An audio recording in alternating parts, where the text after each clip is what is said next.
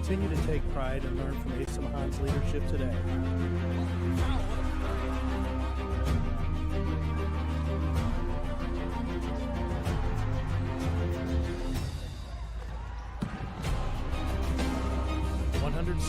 Years of commitment to harnessing the power of creativity, ingenuity, community, and academic excellence. I believe that if you get your degree, the world is going to feel like it's shrinking.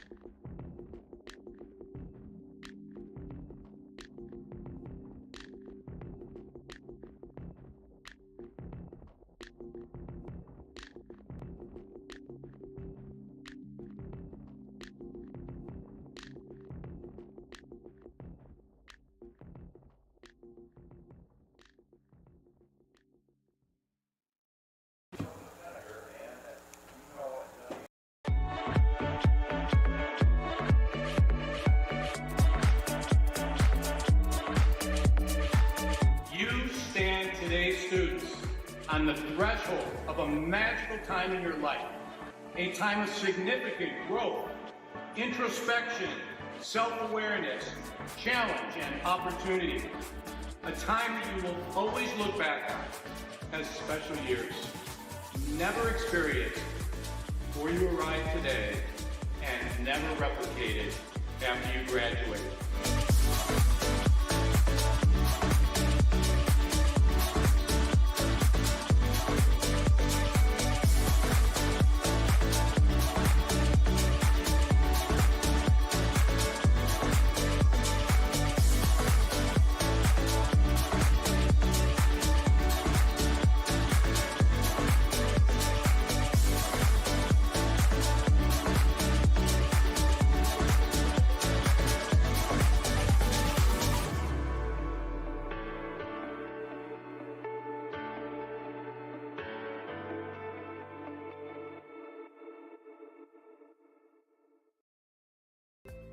The Adrian College Media Production House provides opportunities for students to learn and grow live on the airwaves, just like Matt Kibbe. I've gotten a chance to create a relationship with coaches and teams and learn more from people instead of trying to teach myself something. Got an opportunity to expand my knowledge of sports, hone in on my skills as a broadcaster, and learn about equipment in different ways. You get more of a connection with professors as well. Providing opportunities, growing leadership. The Adrian College Media Production House. Thanks for tuning in.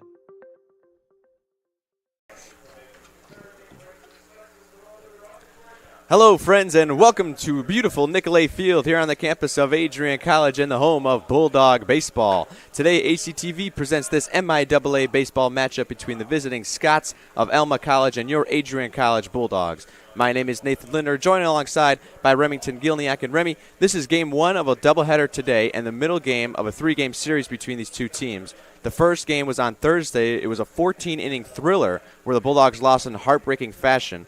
We'll get to the results of that game later, but how do the Bulldogs put that game behind them and gear up for two conference games here today? It's the beautiful thing about baseball, Nate. There is always tomorrow. In this case, it's 2 days later, but the same principle applies. It doesn't matter what happened on Thursday. It's a new day today. You got 18 innings of baseball minimum. It's time to grind it out. Yeah, and on a bump today for Adrian College Bulldogs is Landon Kozlowski. And Remy, you got some more on him. I do. This is going to be a sixth start of the season. He's thrown 18 and 2/3 innings to the tune of a 5.79 ERA and a 1.45 WHIP. Has a good strikeout to walk ratio at 14-6. Only a 268 opponent batting average, so he's been solid. Maybe the run prevention can be a little bit better. We'll see how that changes against the Scots today. Like you were saying earlier, the Scots lineup, most of those guys can hit, some of them a little not so much. What do you think of Alma sending their bats to the plate today?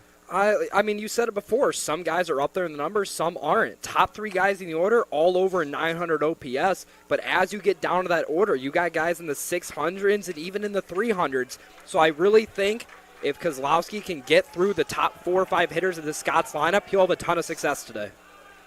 Yeah, this top of the first inning is definitely going to be a big one. As we saw last week Saturday, the Bulldogs game, the first Wittenberg Tigers came in and they came into the swing, put up 3 runs on the board in the first inning, and they didn't look back. They won 10-1 that game. First pitch from Kozlowski is a ball low and away, or low and inside rather. Bleasdale rolls over to second base, and making the play is Velardo. 1 up, 1 down. Good start for Landon Kozlowski. You know, get that pitch on the outer half there. Got Bleasdale to just kind of, like you said, roll it over, easy out. Good start for Kozlowski. Well, Kozlowski retired the first sitter. Here comes Goodpaster. Takes a breaking ball in there for a strike.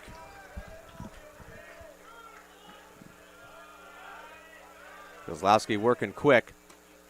Ball just outside on a very rainy, overcast day here in Adrian, Michigan. Temperature around 60 degrees, wind blowing slightly to right field. Fouled off by Goodpaster. A lot of clouds. They do have the lights on, even though it's a 1 o'clock start game. But it was raining not only about 30 minutes ago during the Bulldogs in and out, as that's a base hit through the 5-6 hole by Goodpaster, reaches first base on a 1-2 count. You know, that's just not a great pitch by Kozlowski there. You're up 1-2 in a count, goes with the breaking ball, but it simply leaves it in the middle. It really didn't do a whole lot. Maybe the rain affected his grip on the pitch, but that thing just kind of sat in the middle of the zone, and Goodpaster's able to rip it into left there.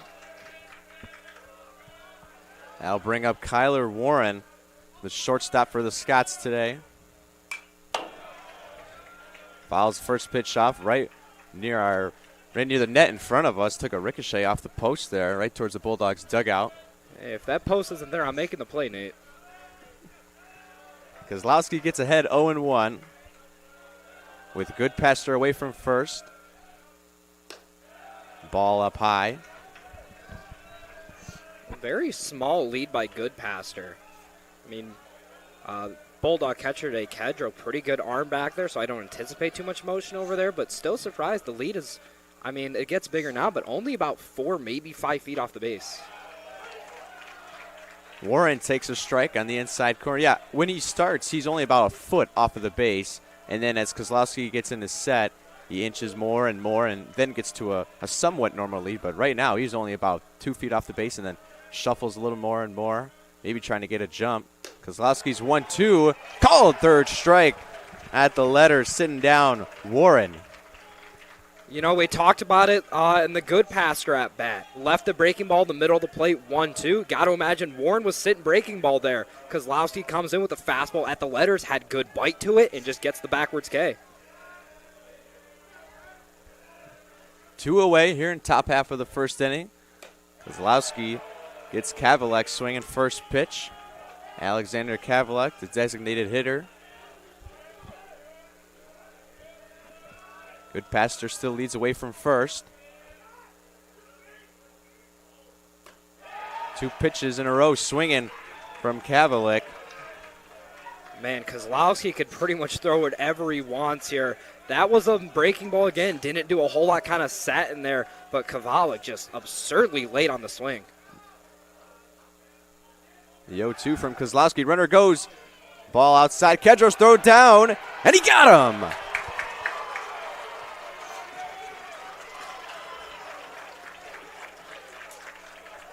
Kozlowski gets out of the inning on a stolen base attempt that was gunned out by David Kedro. Bulldogs will go into the dugout and hit. We'll head to the bottom of the first after this break. You're watching Bulldog Baseball on ACTV. Bulldog fans, welcome to the home of Adrian College Athletics. Brought to you by Adrian College Television. Follow us on social media to be connected to the latest broadcasts, news, highlights, and more. You can find us on Instagram, Facebook, X, and TikTok. ACTV's social media handle is at Adrian College TV on all platforms. Thank you to all of our fans who tune in to support us at ACTV.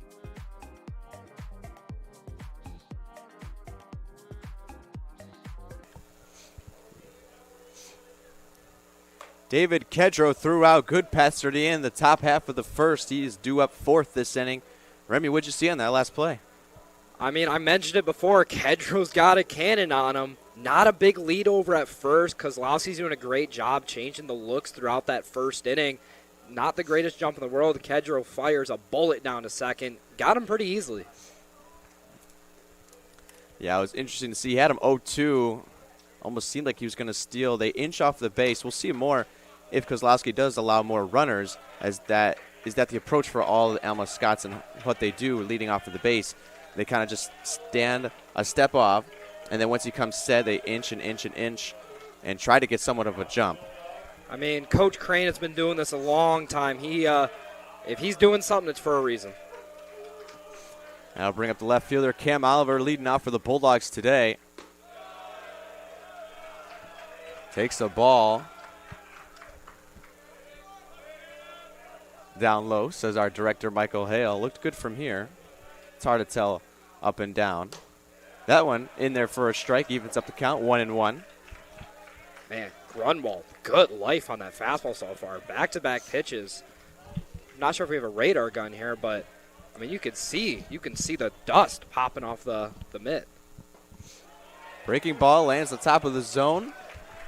Count goes to 1-2 on Cam Oliver. Man, if Grunwald's able to locate pitches like he gets so far to Oliver, it's going to be a long day for the Bulldogs. 1-2. Oliver slaps one to third base. Sapienza makes the play, but off the base as the throw from Sapienza goes wide. McIntosh had to field it off the base. Yeah, Oliver's going to reach. I mean, it was a fairly hard hit ball from Oliver. Not smoked, but certainly did put a good chunk of the bat on it. And so Sapienza over at third base kind of had to. It was an awkward fielding. It was an awkward attempt at it. Had to kind of rush the throw at the speed of Oliver and just yanks him off the bag. First pitch to Bruder is high.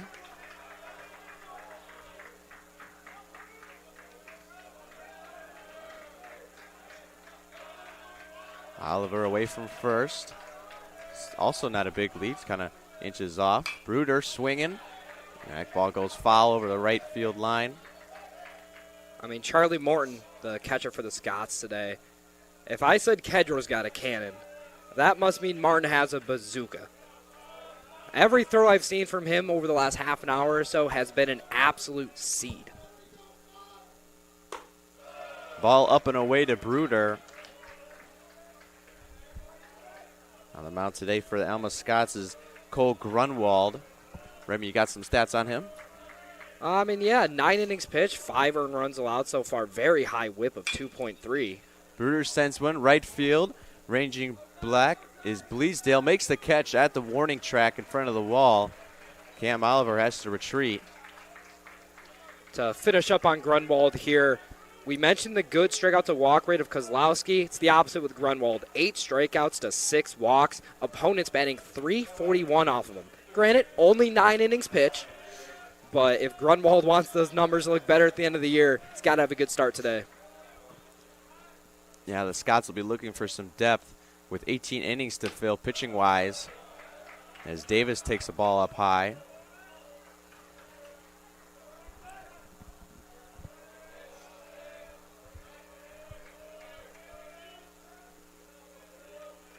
Bulldog third baseman. Takes a breaking ball, low and away. Man, you see that secondary lead Oliver's getting over there at first base? Anything in the dirt, Oliver might be into second base standing up. Good hitters count here for Davis. 2-0, 1 out, bottom of the first. Swing sends one straight up, but that's going to go over our heads and into the parking lot. Got a pitch to hit, just under it. I mean, 2-1 here, you got to expect a fastball. Kind of got beat on that last one. I'd like to see him get that barrel head out there and kind of yank one into left field here. Grunwald steps off as Oliver was about 20 feet off first base. Thought he had the controlled jump steal, but Grunwald didn't go home. The 2-1 pitch misses inside. And he's fall behind 3-1, maybe worrying a little bit too much about the runner on first. I mean, I'd be worried too. Oliver just dancing around out there going left, right, left, right. So he's definitely a threat to steal the bag here. 3-1 in there for a called strike. Count is run full. We'll see if Oliver is going to steal with full count here. You know, that's what I'd like to see Davis take a pass at. 3-1, you pretty much know you're getting a fastball. I'm kind of not split the plate, but good pitched hips, rising to pull the trigger there. Oliver goes. Davis swings through 5-6 old base hit. Oliver rounds second, going to head to third. Going to be a close play, but the throw is high. And Oliver in there with a head first slide. Bulldogs are in business. Grunwald went with the 3-2 breaking ball, stayed up in the zone there. Davis able to keep the weight back and drive a hard ground ball into left field. Oliver, great secondary lead, got a great jump on the ball. Not a lot of guys are able to make it to third on a ball hit like that. Oliver able to do it. Bulldogs are in business here. Yeah, going first to third on a base hit to left field. That is a rarity. Davis thought about stealing as Kedro sends a fly ball, and it's going to get out of play over by the pavilion. And you said going first and third on a hit to left is a rarity, especially at the Nick. We had rain earlier. This turf is slick. The ball is skipping all around. It was a hard hit ball. I'm still in shock that Oliver is able to make it into third on that. Davis gets a steal. Kedro sends one through the 4-hole. That's going to bring home Oliver. Bulldogs lead 1-0 on a perfectly executed hit and run from David Kedro. You said it, Nate. Perfectly executed. It was a great jump by Davis. Even if Kedro swings and misses, Davis is easily into second base there. Instead, he got a fastball on the outer half of the plate, stayed back, did exactly what you do with that pitch. Drive it to right field. Bulldogs strike first. That's going to bring up Easton Rogers, the designated hitter. Bulldogs not done yet. Only one out in the inning. First and third again. Rogers takes breaking ball up high.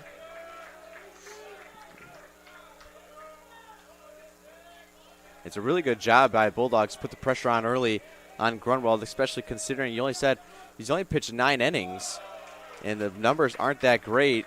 Maybe shaking the confidence a little bit. You can see him a little flustered on the mound.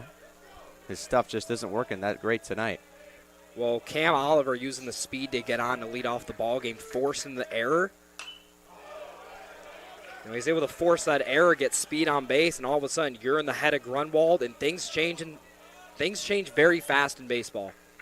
One pitch is not like the one before. That's the beautiful thing about it. Everything changes with every pitch. Easton Rogers faces a 2-1 count, one away. Sends that one right field. That's going to get a job done. Going back at the wall, and it's gone! Easton Rogers with a 3-run shot puts the Bulldogs up 4-0 in the bottom of the first. What a swing by Rogers. I said Kedro did a great job going the other way, but how about Rogers? Fastball middle away, met it on plane, great launch angle, great extension on the swing, and that is a big boy home run going the opposite way like that. That is grown man strength from Rogers.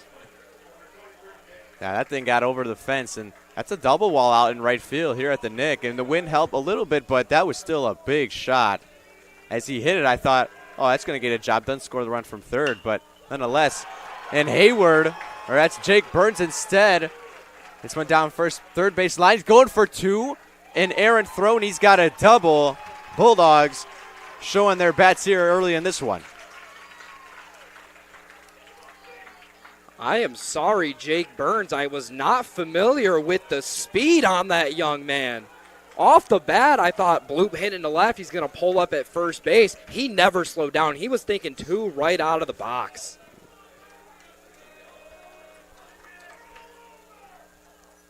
And a little bit of a discussion here as Martin comes out to Grunwald to calm him down a little bit. 4 runs in the inning, only 1 out. Already at the 7-hitter, Lincoln Hayward. I like the mound visit from Martin there. I mean, this is, what are we at now? 4 straight base runners for the Bulldogs, including a home run, a double. So I think it's good to settle him out there. As our director, Michael, pointed out, they already have some guys running to the bullpen to get warm. Got to limit the damage here. Hopefully we can get out of this. Still 1 out with Burns away from second. Hayward takes a strike, even things up 1-1. Now, Hayward not off to the fastest of starts of the season. OPS only at 690, which is not a terrible number by any means. When you look at some of the other OPSs on this team, doesn't quite stack up the same, but he's got a chance to come through for his guys here. Hayward takes the ball just outside.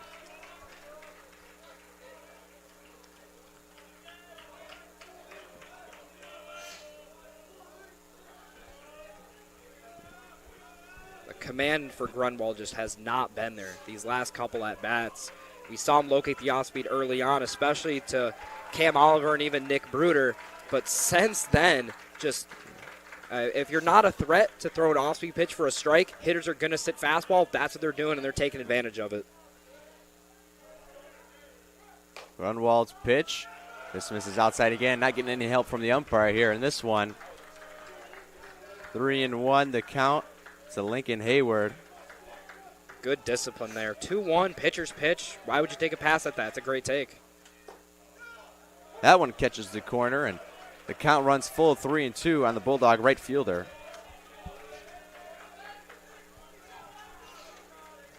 If you're Grunwald here, I think you got to stay on the outer half of the plate here. Throws a middle. Hayward sends one right center field. It'll be extra bases. Coming around to score will be Burns. Hayward thinking about 3. He's going for it. The throw from Goodpaster, not in time, and it's going to escape. I thought it escaped. Looks like Grunwald is there to back it up, but a triple for Lincoln Hayward puts the Bulldogs up 5-0. Looked like a changeup from Grunwald there, trying to throw that arm side on the outer half of the plate to Hayward. However, leaks it a little bit glove side, ends up middle, and Hayward punishes him, lacing one into the gap. Bulldogs, man, these bats are on fire to start this one. Putting up 5 runs in the first inning. It was what their total was on Thursday's game through 14 innings. As Villardo takes the ball outside.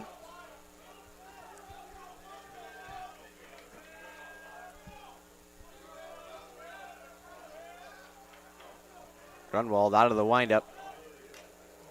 Foul tip from Villardo.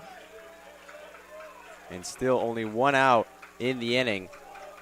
Like to see Villardo shorten up the swing a bit here. I know you're already up 5. You're still looking for more. But if you got to run around third with less than 2 outs, infield's not playing in. You just got to put something in play here. Puts that one in play down the left field line. Going to be extra bases again. Hayward comes in to score. Villardo to second. And he eases up there, throws the hammer down, and the Bulldogs have done just the same. 6-0 in the bottom of the first. Here am I talking about, hey, shorten up the swing, put something in play here. He got a hand breaking ball, didn't smoke it. It was off the end of the bat, but just able to muscle that into left field, use the speed to get into second. And, Nate, I think we're going to have a first-inning pitching change here. Yeah, the coach coming out. And it looks like they are going to bring in the reliever. So an unfortunate first inning for Cole Grunwald. Couldn't get the numbers where he wanted it to. Gives up 6 runs and only records 1 out. And I think at least 5 of those are going to be earned with the 1 error on the leadoff hitter for Cam Oliver. So we'll step aside as we see the new pitcher come in. We'll get his number when we come back. Bulldogs lead this one early, 6-0.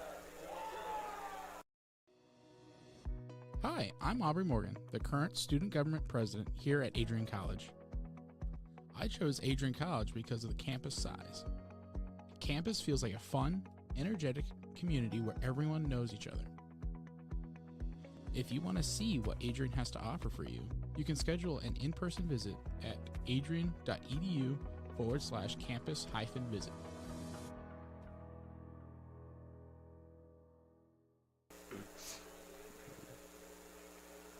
Bulldogs with the early lead in this one, 6-0, as we've had a first inning pitching change with only 1 out recorded in the bottom of the first.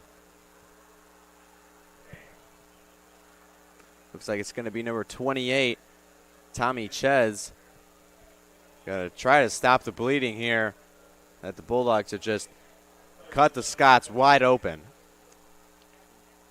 I mean, Chess not been super effective so far to start the season.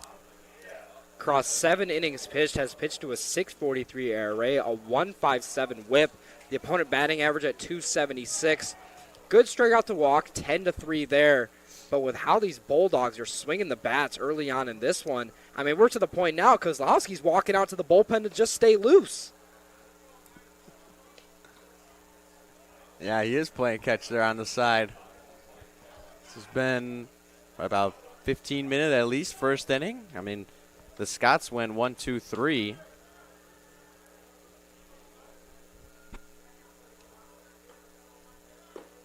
I mean, I'm sure when Chess came into this game, he was told, hey, man, they're hot. Good luck to you. Throw it over the strikes, and let's just hope they find gloves.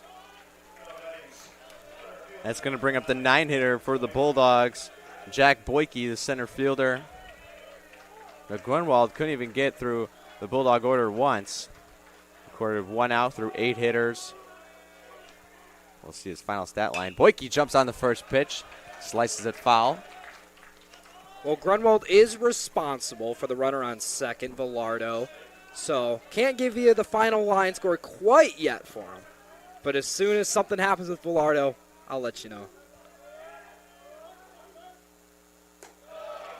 Ball outside. Let's count even, 1-1. A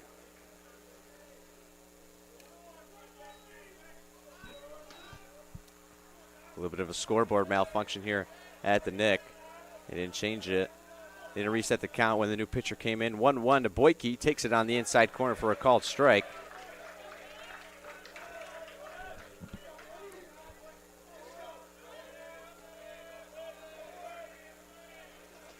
I believe you've seen all fastballs so far from Ches. Curious to see what he does here on the 1-2. And off speed. Couldn't pull it down just like he wanted it to. Kind of slipped out of his hands. Got to think some of the rain might have something to do with it. That was timing between the hand separation and the leg getting planted down. Just not timed up there. Legs moving a little too quick. Boyke fouls off another one. Probably a little antsy up there, Tommy Ches. I mean, he had to get ready in about 5 minutes. And he probably knew he was going to come in today, but not in the first inning. Oh, I don't think that's any coach's plan to pull your starting pitcher in the first inning, but Coach Crane was left with no other choice. The 2-2 to Boyke. Sends it right back up the middle. A diving attempt from Warren, no good. Here comes Villardo around second, heading for the plate. It's cut off by the first baseman. And Boyke delivers an RBI to put the Bulldogs up 7-0. A little surprised we saw Ches go with a fastball. It looked like a fastball to Boyke. Got it on the outer half, but not too much velo to it. Didn't look like it had any sort of run to it. And Boyke able to keep the weight back.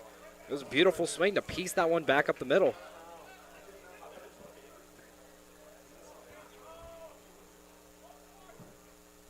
Boyke gets the job done on a single, the first single since Kedro. Bulldogs have, in the first inning, as they rolls back to Cam Oliver. Oliver reached on an air, then Bruder flew out to right. Davis a single, Kedro a single, Rogers hit the home run, Burns a double, Hayward a triple, and Villardo with a single. Looks like we got a little discrepancy with the lineup maybe. Umpires kind of come in, coach. It looks like we're all cleared up now. But, Nate, I can get you that final line score for Grunwald. It was 1/3 of an innings pitched, 6 earned runs, 7 runs overall, 0 strikes, 0 walks. Not exactly what you're looking for. And not out of the woods yet for the Scots. Roll back to the top of the order. Cam Oliver takes a breaking ball up and out. I just had a thought. Right, go ahead. Sorry. I was going to say, looking down at the lineup card, the scorecard here, well, it's already going to be destroyed and we're in the bottom of the first inning. That is exactly what I was about to ask. I'm like, what am I supposed to do here on my scorecard? Stealing is Boyke, and not even a throw as it was low and in the dirt. Blocked by Martin. It's a great jump by Boyke there. I mean, even if that's received cleanly by Martin, I don't think he's even got a shot at getting him. Great read off of Ches. I stole that with ease. So Boyke breaks out the double play opportunity. Oliver thought about bunting, instead takes a strike. 2-1 the count. A little bit of sportsmanship there, up 7-0 in the first inning. We're looking to lay down a bunt. I can get behind it. Hey, man, anyway on. The 2-1 from Ches. Slapped by Oliver. Routine play for the shortstop as Warren makes the play. That'll retire Oliver. And finally, 2 outs in the inning, going to bring up Nick Bruder. Well, after 7 straight hits for the Bulldogs, sure, every single Scot in attendance here, whether you're on the field, in the stands, watching from home, everyone just takes a deep breath. Like, hey, it's possible to get an out in the first inning against these guys. First pitch swinging from Bruder. Empty-handed. The shortstop flew out to right in this inning. Wouldn't it be something if you made 2 outs in 1 inning? Never want to happen, though. Breaking ball in there at the top of the zone.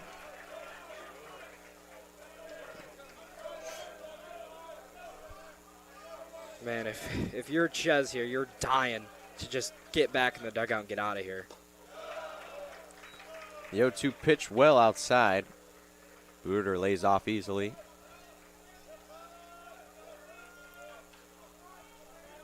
Boyke still at third. Advanced to third on the ground ball from Oliver. Bruder sends one to short. Warren collects, throws over, throw just a little high, but he records the out. A monstrous first inning for the Bulldogs. Put up 7 runs to take this early lead in commanding control as they head to the top of the second. We'll head to a break as Kozlowski got to get that arm warm again. You're watching Bulldog Baseball on ACTV. Looking to become a future Bulldog and get recruited by Adrian College? Do you display characteristics of tenacity, drive, and determination? With over 50 teams on campus, there are plenty of opportunities to further both your athletic and academic career. For all recruiting inquiries, head to www.adrianbulldogs.com and click on the Recruit Me tab at the top right of your screen. Your future with the Bulldogs is closer than ever.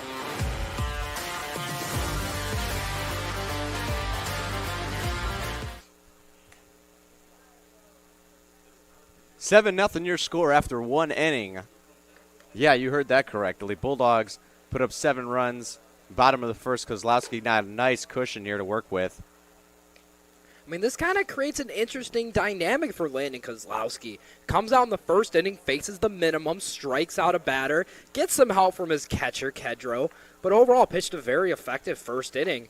And then, all right, I just dominated these guys for an inning.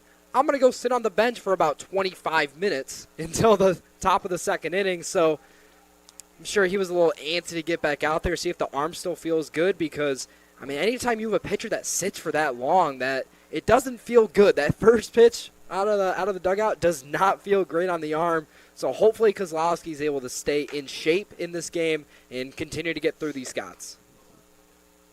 Yeah, like you said, it's looked real good so far. Went 1-2-3, ground ball, then did give up a single, but good passer was caught stealing to end the inning after he struck out Warren.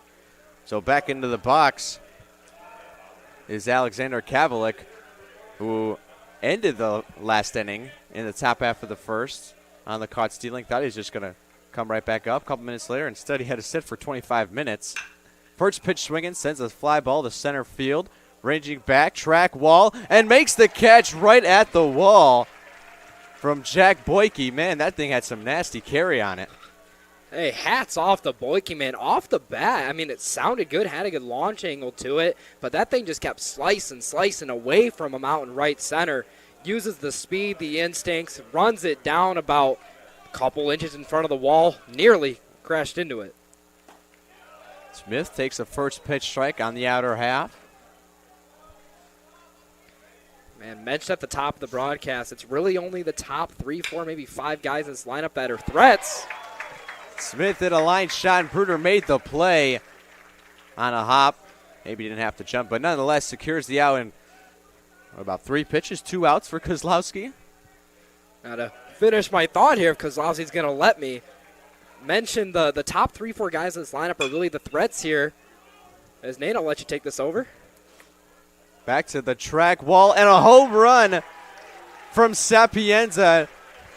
Kozlowski just gave it up. Scots get on the board. Off the bat, I thought that was just going to be a routine pop out with the wind, and just it carries well here at the Nick. Scots fighting back. I mean, it was not that bad of a pitch from Kozlowski. Went top of the zone fastball. Had success doing that in the top of the first inning. But Sapienza just kind of sat back on it, threw the hands, met the ball on play, and that's what you're going to do if you're going to drive that pitch. First pitch to McIntosh is the ball.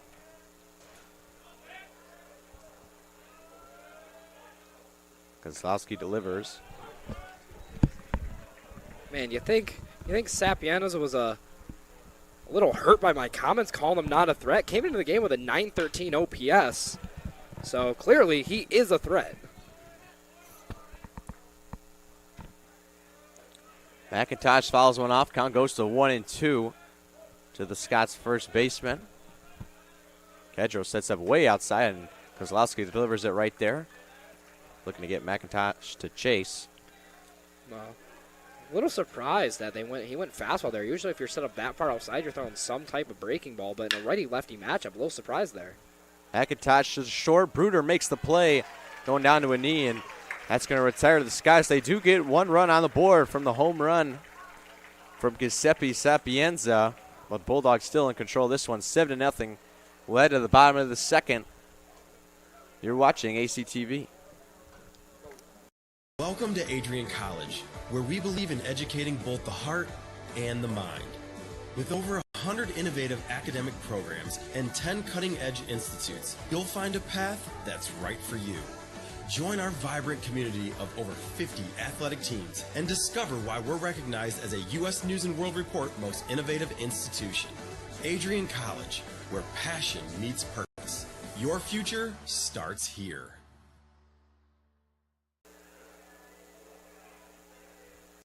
Elevate your game? At Adrian College, our athletes strive for excellence on and off the field. Get involved in over 50 student clubs and organizations where your passions meet purpose. With innovative programs and personalized learning, our academics are designed to ignite your future. Experience vibrant student life, where community and connection shape your college journey. Adrian College, where you belong. Apply today and become part of the Bulldog family.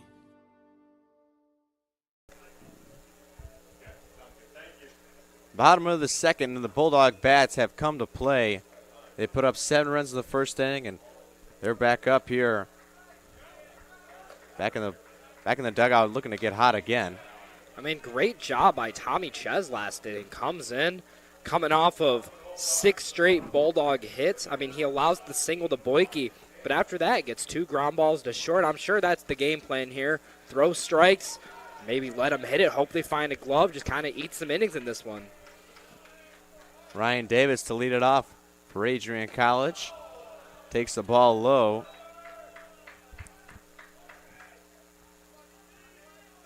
A little surprised to see Ches on the first base side of the rubber.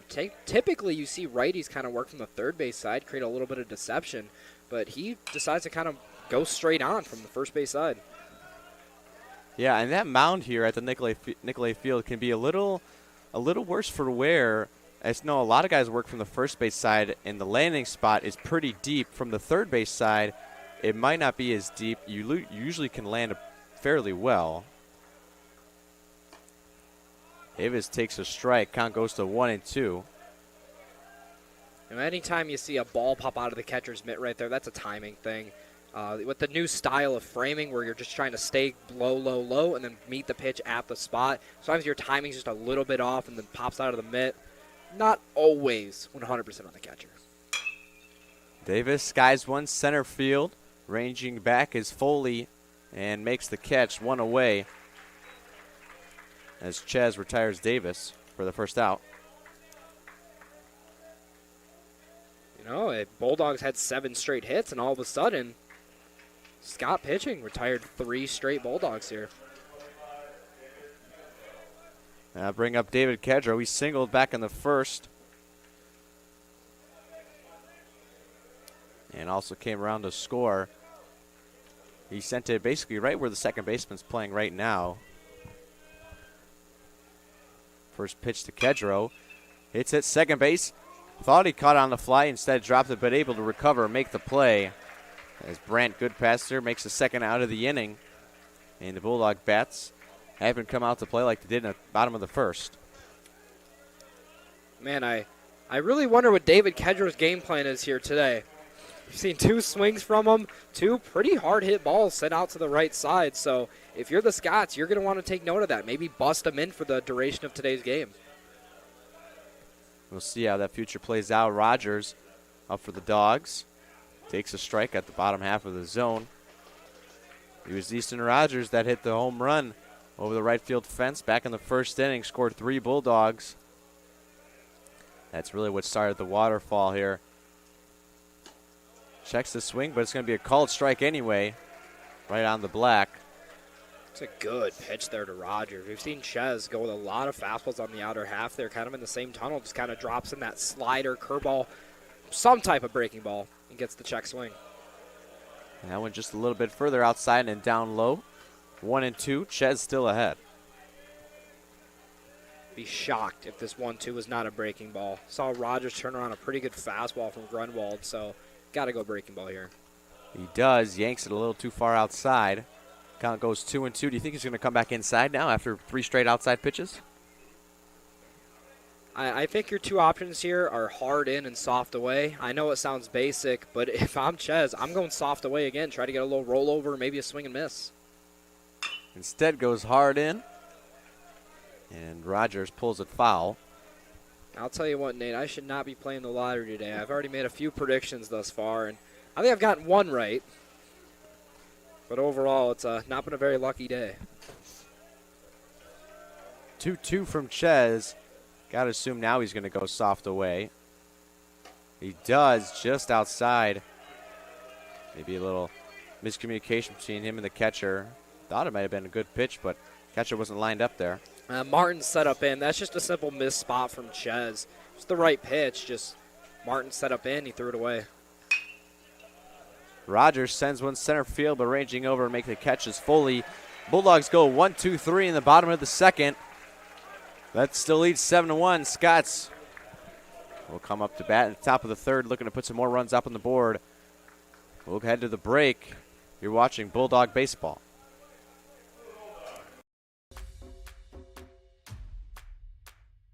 This is the Arrington Bookstore at Adrian College, the place to get game day ready, represent your clubs and organizations, and be Bulldog proud.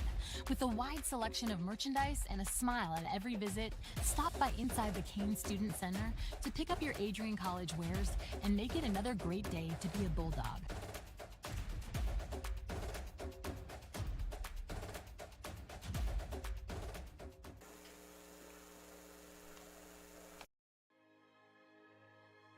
Adrian College is a private liberal arts institution known for its diverse academic programs, strong emphasis on experiential learning, vibrant campus life, and commitment to fostering a supportive community.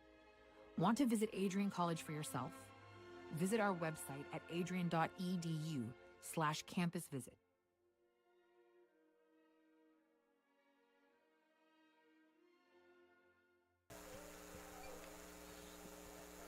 Only 2 innings in, and we've still had a lot of action to play.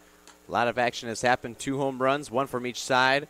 Bulldogs lead at 7-1 after putting up a 7 spot in the bottom of the first inning. But Scots looking to scrap and claw their way back into this one. Still got 7 frames to do it. Now, through 2 innings, Kozlowski been pretty effective, pretty efficient so far. Not really going too deep into counts. Even the home run, Sapienza, I believe that was on the first pitch.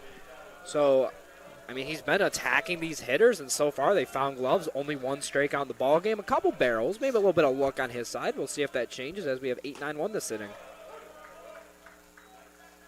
Charlie Martin, the catcher, to lead it off, takes a strike. Now, Martin really had his struggles at the plate this year. 40 at-bats for him, only a .325 OPS. For reference, most of the hitters in this Scots lineup, half of the OPS component on base percentage is higher than .325. Kozlowski, sort of a waste pitch there, goes 1-2. to Martin. Kozlowski's 1-2, strikes out Martin. Swinging and gets the first out of the inning. Now, Nate, that is what the kids refer to as a sword. Just an absolute hammer of a breaking ball. Started it perfectly, drops down. Martin couldn't hold up the swing, and you see the result there, that ugly check swing. That is a sword. Brings up Foley, center fielder. Takes a strike on the inside corner. Kozlowski really working black to black thus far early on. First time through the order. Doing really good in location. I mean, him and Kedro are just on the same page. Haven't seen Kozlowski shake off a pitch one time yet so far, I believe. I could be wrong, but I have not seen him shake off a pitch once, and that's usually a sign that your pitcher-catcher battery is just in complete fluidity right now. The strike on the low and down and away. Foley goes behind 1-2. And I'm a sucker for good catcher defense. Textbook receiving job from Kedro on that one. Foley sends 1-4-3 base hit. And the Scots get a base runner on. First one since the first inning if you don't count the home run. Now, I'm not sure I agree with the pitch call there. 1-2 and you go fastball. The breaking ball's been working early for Kozlowski, and especially outside to a 9-hitter. Foley only a 655 OPS, not a power threat. So really, if you're going to throw the fastball there, I want that in on the hand so he can't just slap it out to right field like he did just then. Bleasdale. It's a weak fly ball to second baseman Velardo. I have a jam shot there, put 2 away. I mean, that was the breaking ball from Kozlowski. He's had great command of it so far. That thing started middle in, and just ended up breaking in onto the hands of Bleasdale. And he's just unable to do anything with that pitch, but he was already committed. First pitch swinging from Goodpaster. Boy, these Scots really like jumping on that first pitch. I mean, Kozlowski and Kedro know it. We're seeing way more off-speed pitches than we saw early on in this game. If I'm the Bulldogs, I'm sticking to that. From Kozlowski. Ground ball to Davis. Backs up, makes the play over to first. And the Scots go down quietly after getting a single from Foley. Kozlowski retires the next 2. We'll head to the bottom half of the third. Bulldogs still lead 7-1. 10 years ago, Adrian College Television set out on a mission to bring the excitement, the passion, and the unforgettable moments of Bulldog athletics to fans everywhere. From the field to the court, from nail-biting finishes to championship victories, ACTV has been there to capture it all. Yeah, Jordan Spear, happy birthday, buddy. I'm sure. This year, we celebrate a decade of dedication, 10 years of innovation, teamwork, and delivering the energy of Adrian College straight to your screen.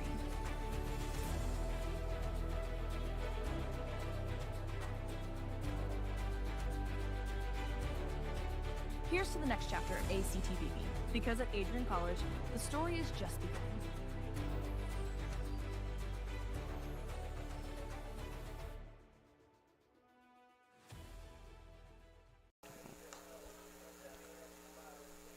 Burns, Hayward, and Velardo to lead it off here in the bottom half of the third. 6, 7, 8 for the Bulldogs. They all 3 of them reached last time.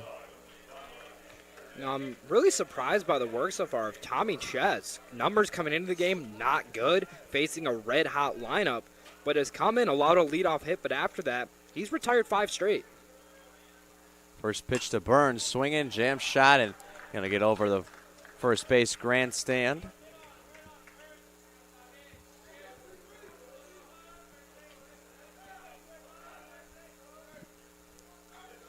Ches is 0-1.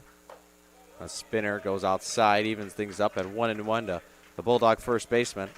I like the pitch selection there from Ches. You know, went with the outside fastball. He beat Burns on the last one, so he tries to keep it in the same tunnel.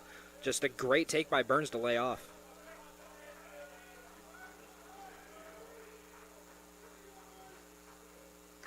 Burns takes it off of the shoulder and hit by pitch against Tommy Ches.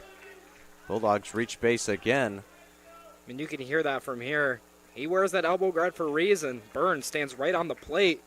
I mean, he is the team leader in hit by pitches. That is the 6th time that Jake Burns has been hit by a pitch already this season. There's your interesting stat of the day. No other player has more than 2. That brings up Lincoln Hayward, the right field. He tripled to right center. He's back in the first. Takes the ball low and in. I mean, Nate, I'm sure you know this. Baseball players, I'm going to say they're pretty weird. They do what works, they find something that does work, and they stick to it for years. And if Burns figured out, hey, I can wear an elbow guard, I can stand on the plate and just skyrocket my on-base percentage. He's at over 550 currently in the season. So if it's working for him, he's going to keep doing it. Yeah, it might take a couple of bruises there on the left arm, but if it helps your team win, I'm sure you'll sacrifice that. I have never met a baseball player who would not take a pitch for his team. Sign of a good teammate. 2-1 count to Lincoln Hayward. Away from first, Burns steals, called strike. Throw down to second, not in time, as Burns steals second. Bit of a generous call there from the umpire. It's a backdoor breaking ball. I'm not sure it ever really made it back to the plate, but with the runner going, lopsided score, you know, it doesn't shock me it was called a strike. 2-2 count to Lincoln Hayward. Takes the ball low, spiked before the plate.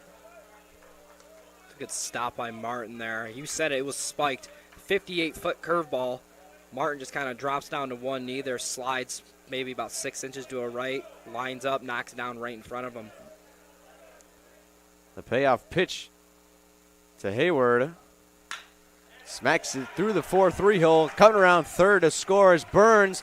Throw comes in. Got him nailed, but he bobbles it. And Hayward reaches second on the throw. What an aggressive send by the Bulldogs. I mean, that ball wasn't smoked, but it definitely wasn't a blooper either. Hayward hit it pretty decent. Burns with great speed had a good secondary lead. That by the time he got to third base, the right fielder already had the ball. So surprised by the send, but the risk pays off. Bulldogs staying aggressive and add on another.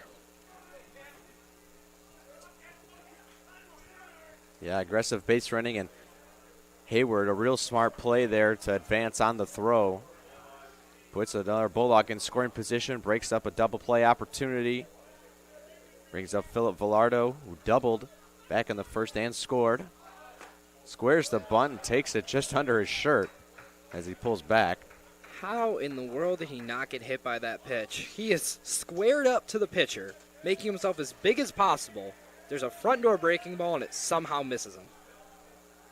Squares again, gets it down, a beautiful bunt.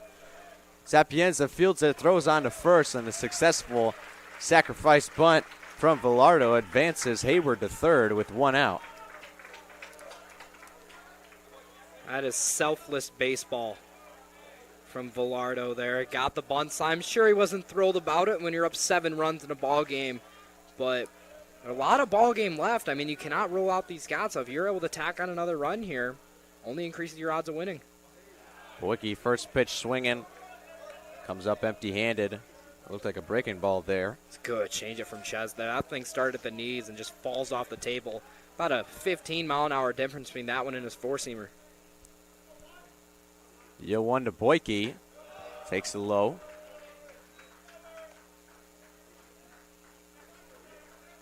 One and one count on the Bulldog center fielder. Hayward away from third. Boyke looking to do a job here after a good sac bunt from Velardo.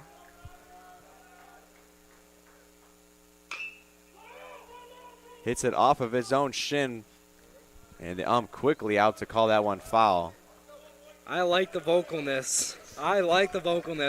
We've seen it before where an umpire will just kind of throw the hands up, not really say anything. All of a sudden, we're throwing the ball home, possible collision. So, I mean, it's a smart play for the umpire. Player safety's number one, so able to call that thing dead right away, avoid any unnecessary extracurriculars, and we're going to play on. Boyke fouls it off. Stays alive, and a nice catch from the catcher off of the ricochet from the stands. Little Joe Mauer-esque, if you know what I'm referring to. Maybe a little niche, but for those who get it, you're welcome. 1-2 count to Boyke. Hayward still away from third. Second baseman is playing somewhat in. Takes the low and inside.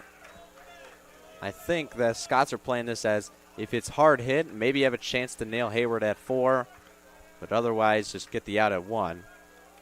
I mean, anything to the right side you're looking for. Shortstop's back, so anything to the left side, you should be good here. Boyke takes another ball, runs the count full. I do agree with the call there. You know, early in the game, typically you will trade a run for an out, but when you're already trailing by 7, the offense really isn't doing a whole lot. It makes sense to try to cut down this run at the plate. 3-2 to Boyke. Rifles one past the first baseman, McIntosh. Tried to pick it, but couldn't happen. That's going to score Hayward. Bulldogs up 9-1. That's the risk you take when you bring the infield in.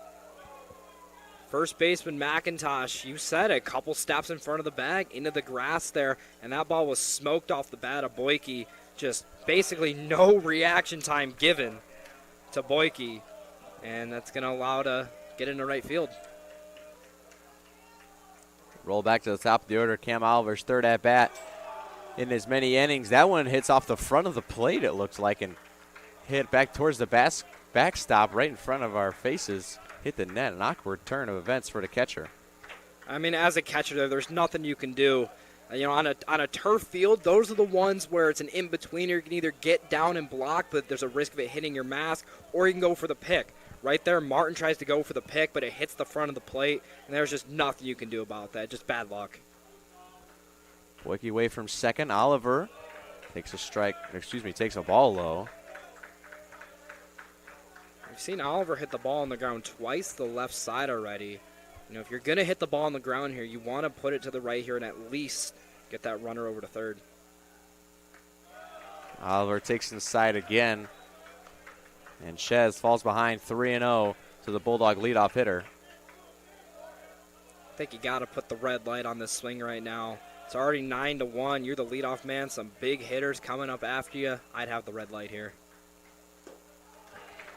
Takes it down low, 4-pitch walk for Cam Oliver. Bulldogs first and second now. Maybe not the worst thing in the world for Chez is now you get runners first and second, have a double play opportunity here. Well, Bruder had a fairly hard hit ball to short his last time up, so if he does that again, it's pretty much going to be a tailor-made double play for the Scots, as we're going to have a little tea party at the mound here. Yeah, I think that's going to do it here for Tommy Chez. And it is. His skip takes the ball, so we'll head to a break as we get another relief pitcher here for the Alma Scots. Pitching has not been super great for them thus far. 9 runs already in 3 innings and only 1 out here in the bottom of the first. Bulldogs threatening again. We'll head to a break right back after this. Adrian College is shaping the future of higher education and leading the way in innovation and excellence. Ranked first in most innovative schools and second in best value in undergraduate teaching in the Midwest by U.S. News and World Report, Adrian College is recognized for its commitment to innovation, quality education, and affordability. Offering 71 undergraduate programs, 13 graduate programs, and a 1-to-15 faculty-to-student ratio, our students receive personalized attention and a cutting-edge education. With state-of-the-art facilities, 10 academic institutes, and 50 competitive sports teams, Adrian fosters growth both inside and outside the classroom. From small class sizes to championship-level athletics, we provide the tools and experiences you need to succeed. Join a community that prioritizes your success. Start your journey with us, where your potential is realized. Discover Adrian College.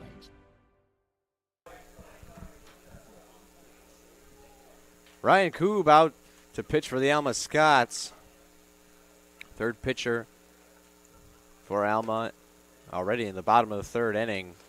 After Tommy Chez had a decent couple of innings there. Stopped the bleeding in the bottom of the first. Had a 1-2-3 bottom of the second.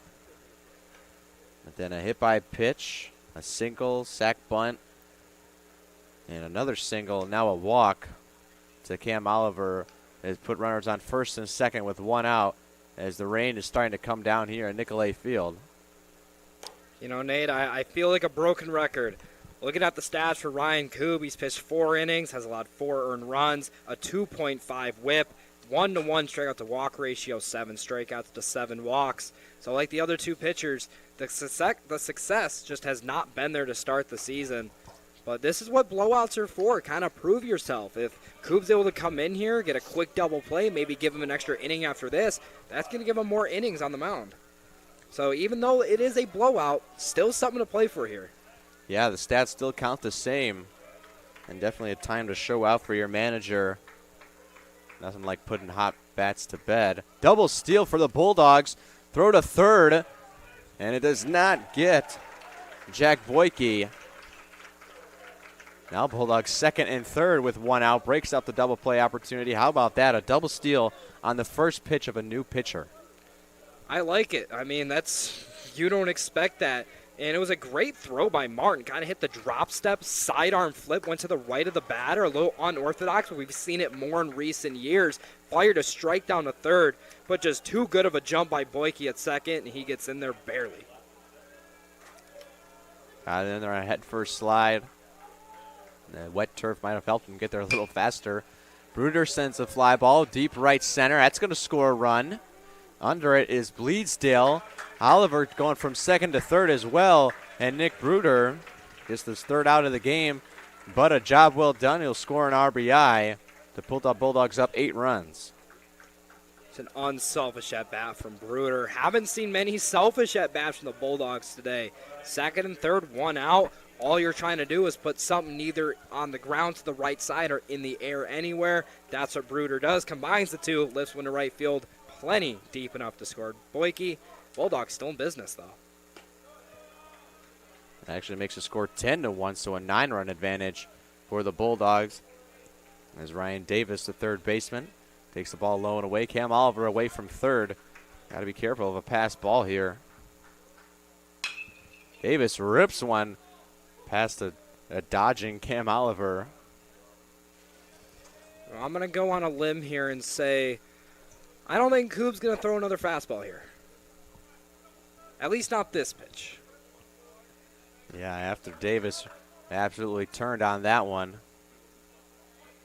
Count 1-1, 2 outs, bottom of the third inning. Bulldogs put up another 3 runs here. Pitch from Koob, an off speed, but misses high. I mean, I do have some good news. Although it is raining right now, the clouds kind of look like they're starting to clear up at least a little bit. So hopefully after we get through this short little misting we have right now, we're going to get some pretty good baseball weather. Yeah, as our friend Herm shows us, the weather app says rain expected to stop in 27 minutes. So right on cue, Remy. You could be a meteorologist. Davis skies one. That's a big league pop-up. Warren underneath it, but coming in from left field to make the catch is Tony Smith. And the Bulldogs put up 3 runs on the board in the bottom of the third, lead this one 10-1. Scott's looking to scrap some more runs across. Well, we'll head to the top of the 4th. You're watching Adrian College Television.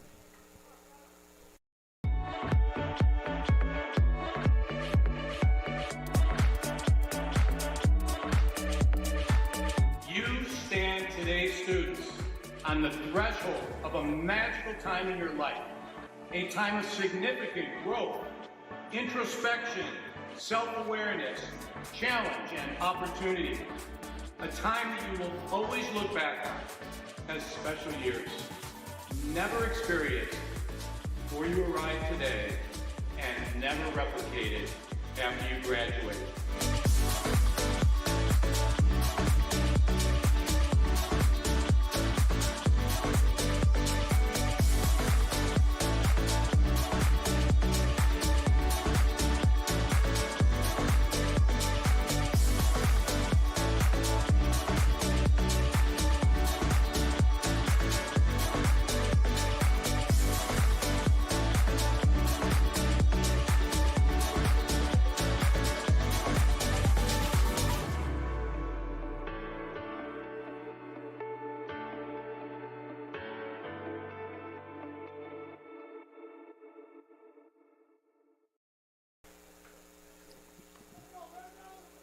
Landon Kozlowski back out for his 4th inning of work. Still has a nice cushion, 10-1. The lead for the Bulldogs after putting up 7 runs in the bottom of the 1st and 3 in the bottom of the 3rd.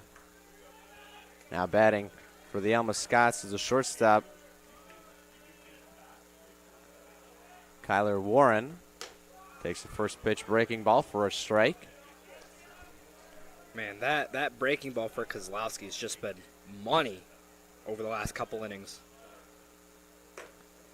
That one runs inside, gets out of the way. It is Warren.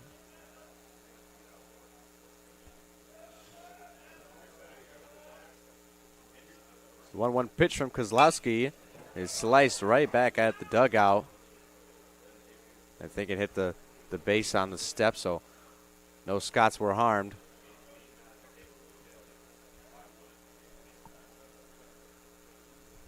One-two count against the Scots shortstop. Struck out back in the 1st. And a called 3rd strike on the outside corner. Kozlowski sits down Warren for the 2nd straight time looking.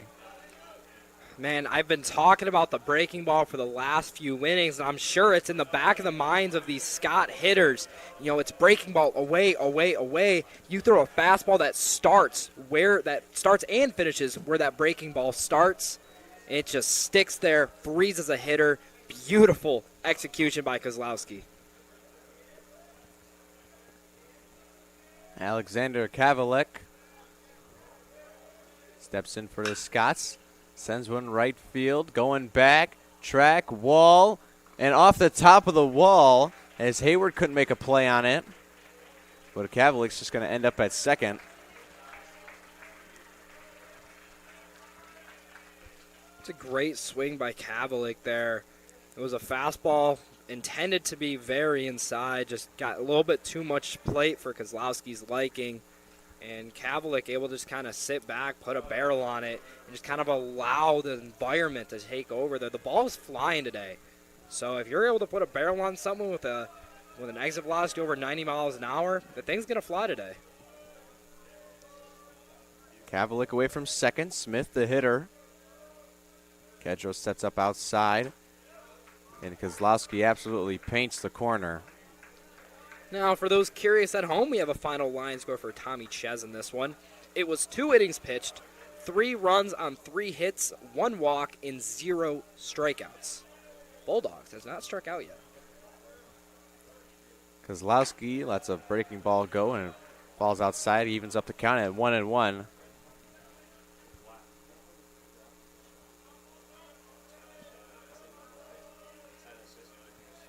One out here in the top of the 4th inning.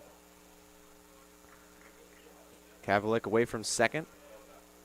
Smith takes another ball outside. Left fielder Tony Smith lined out to Nick Bruder in his last at-bat.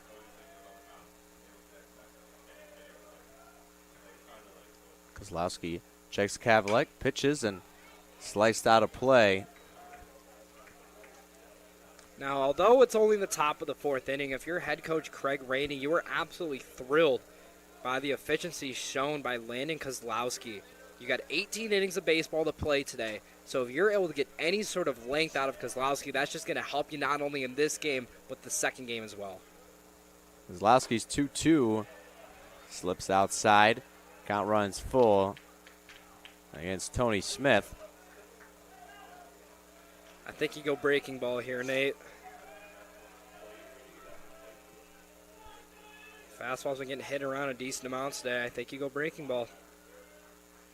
Kozlowski's payoff pitch ripped up the middle by Smith. Bounding around third is Kavalek. The throw in from Boyke going to be cut off, and Scott scratch another run across here in the top half of the 4th. Now, you know, Nate, I hate being that guy that says, I told you so. No one likes that guy. But the fastball has been getting hit around by Kozlowski so far through about 3 1/3 innings of work so far. So, you know, in a pivotal count like that in a 3-2, I would have liked to see the breaking ball there. I'm sure he would have liked to throw that, but in that at bat, I think he did let 2 breaking balls go, and they kind of missed well outside. So maybe the confidence just wasn't there to throw it on a 3-2 pitch. Again, we're not on the field. We don't know these guys personally. So, there's things that in the broadcast booth we just don't know. We can only say what we see and what we're thinking at the time. Kozlowski quickly gets ahead 0-2 against Sapienza. Got a couple pitches to work with here. I'm sure we'll see a breaking ball after he just pulled that one foul down the third base line. That one's skied center field. Boyke ranging over. Gets behind it and makes the catch to retire Sapienza, who did hit a home run back in the second inning to nearly the same spot. That's if you're going to throw an 0-2 fastball there, that is where it needs to be. If that thing's over the plate, we may be looking at the second home run of the game for Sapienza. Instead, he got it in on the hand. Sapienza unable to get extended on it, and instead it's a lazy fly ball to center field. Smith away from first. McIntosh climbs into the box, takes the ball outside.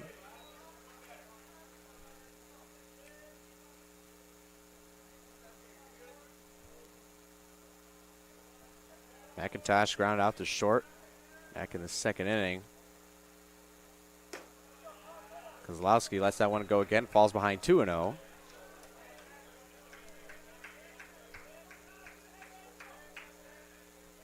Maybe a little fatigue setting in for Kozlowski. Typically, when you see fatigue in pitchers, they start leaving a lot of stuff arm side, and that's kind of what we're seeing so far. So, doesn't look like we have any movement in the bullpen just yet. Again, only the 4th inning, but wouldn't be shocked to start seeing that bullpen move around a bit. Yeah, according to my live stats here, it looks like Kozlowski is still under 50 pitches at about 46, probably that one 47. But again, Coach Rainey typically doesn't let his starting pitchers go very deep into games. So a lot of these guys just simply are not conditioned to be throwing 80 to 90 to 100 pitches in any given game. So, 50 pitches for a lot of these guys is starting to get up there. And it's Kozlowski issues a walk, first and second, with 2 away here in the top of the 4th. And just like he said, Rainey going to come out for a mound visit. I'm going to see if he's going to take out Kozlowski or probably just a mound visit, as there's really no one warming up. Yeah, I've been, routinely looking down there. We're starting to see a little bit of motion down there, but there's about 15 Bulldogs down there. I'd say about 13, 14 are sitting on the bench, so not even any band work so far. So this is just kind of a routine check-in. I mentioned before, Martin, not a super strong hitter at the plate. Saw him look, he had a rough at bat in the 3rd. I'm not going to sugarcoat things.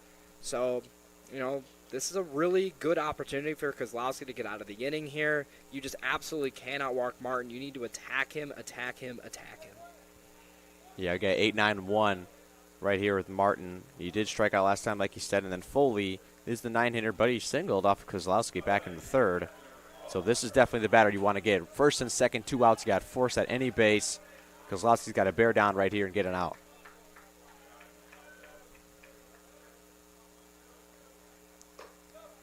First pitch catches the outside corner. Landon gets ahead 0-1. Man, anytime a borderline call goes against a catcher, they're thinking, man, where was that last inning? So maybe a little frustration there for Martin. Kozlowski's 0-1 is fouled off towards the highway. Last time Martin was up, Kozlowski threw the bender that just completely tied him up. So maybe that's an option here. Wonder what they choose to go with here. The 0-2 pitch from Kozlowski. Just off the plate. On a check swing from Martin, able to hold back. You just heard it from the dugout. I'm not sure if you did, but I did. It's a good miss. And that is a good miss. If you're going to miss with that pitch, you want to miss off the plate. If you're missing over the plate, look like the change up there, that creates a great bat path for Martin to drive one into center. Martin, ground ball to Davis, and he boots it. Come around third base is Smith. The throw from Oliver goes to third, and an error from Ryan Davis will score Tony Smith. And Kozlowski had the ground ball to get out of the inning, but just booted by Davis. You know, I'm sure Kozlowski's frustrated with that. You got yourself in a jam, no doubt about it, but he makes a pitch to get out of it. And just Davis unable to come up with that one, not hit particularly hard. I mean, that's simply a play that needs to be made. First pitch called strike against the center fielder, Mitch Foley.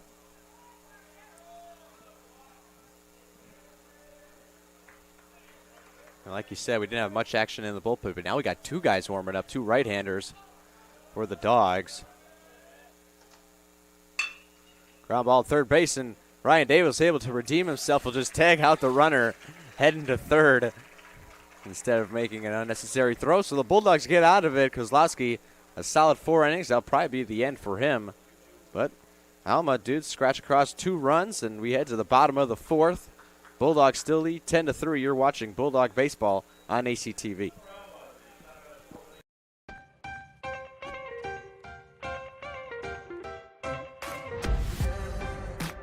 I'm a special ed social worker. And I'm a third-year public affairs major.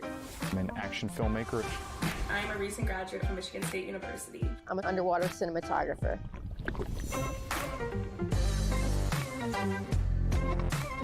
So I didn't really decide I wanted to become a pilot till after college. Jevy is like a consolidated platform where I could have focused information in a couple swipes. Involve yourself as many opportunities that you can. The number one most important thing is knowing your own weaknesses. Proper planning. Breakfast. It's always something different, something new. The fact that you can be another small voice that adds to a beautiful space. That's what I'm here for.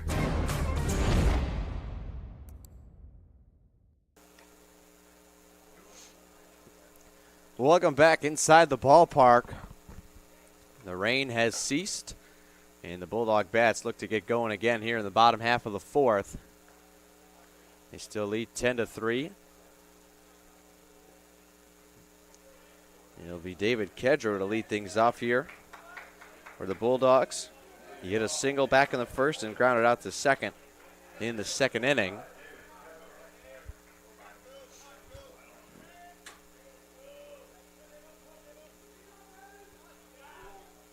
First pitch from Koob is a called strike in there.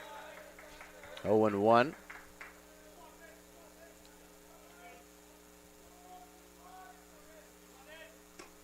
Check swing from Kedro. And first base ump says he went around. 0-2 to the Bulldog catcher.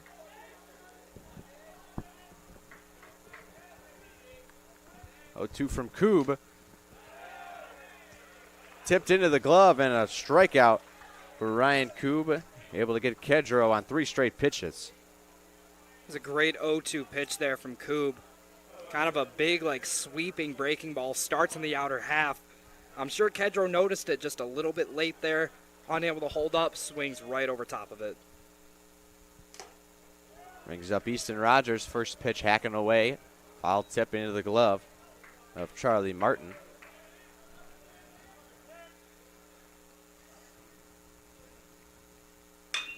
Rogers, line drive to center. Coming in to make the catch on a diving play from Mitch Foley. What a grab by Foley out in center. Rogers hit it right on the nose to center field. It sunk pretty rapidly out there, but great positioning by Foley, great jump on the ball, great speed, and executes the diving catch out there in center to take away possibly extra bases if that gets by him. First pitch swinging again from Jake Burns. Yeah, I think if he doesn't catch that, that may be an inside the park home run, depending on Easton Rogers' speed. Slice to right center. Burns, and it's going to get down off the wall on a hop. Burns going to hold up at second, and the Bulldogs with 2-out double. Second double of the game for Burns. came in as the best statistical hitter in this lineup, and he's shown it so far. Been on base 3 times, showing off the power and the on base, the 2 components of OPS. Burns, have yourself a day, and it's already to the 4th inning. Back to right fielder Lincoln Hayward. Had a triple in the first and a single in the third, looking to get that runner in from second with 2 outs in the top of the 4th. Takes the ball low and in. Well, both times Hayward was up, runner in scoring position. He's already come through twice in this game. So we'll see if he can get another one in here with 2 outs. The 1-0 from Koob. And it almost soared.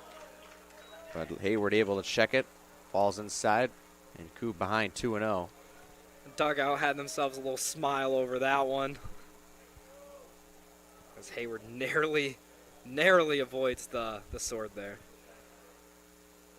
Hayward rips one down the first base line, and that was a scary sight.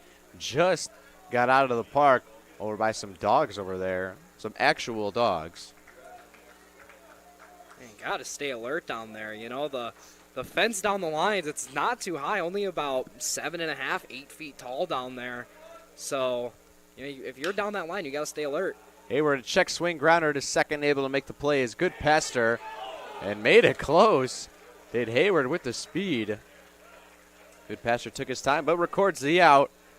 And that's the end of the 4th inning. Bulldogs go down quietly, get the runner in scoring position, but unable to do anything else. So we'll head to the top half of the 5th.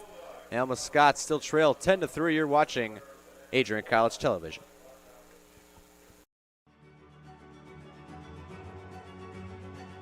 Before the achievements, before the celebrations, there's the work. Early mornings, late nights. Every challenge faced, every extra effort made. Every victory starts with preparation. We value leadership, resilience, and innovation. No victory without work. Because success isn't given, it's earned. Welcome to Adrian College.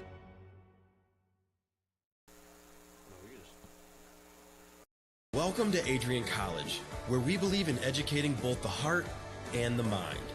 With over 100 innovative academic programs and 10 cutting-edge institutes, you'll find a path that's right for you. Join our vibrant community of over 50 athletic teams and discover why we're recognized as a U.S. News & World Report Most Innovative Institution. Adrian College, where passion meets purpose. Your future starts here.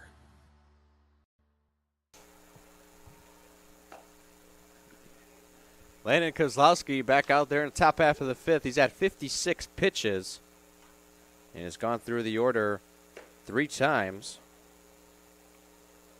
You know, it's tough to kind of gauge. So obviously, we're not in the clubhouse. We don't know what's going on behind the scenes with these guys most of the time. So it's really tough to know how built up these pitchers are.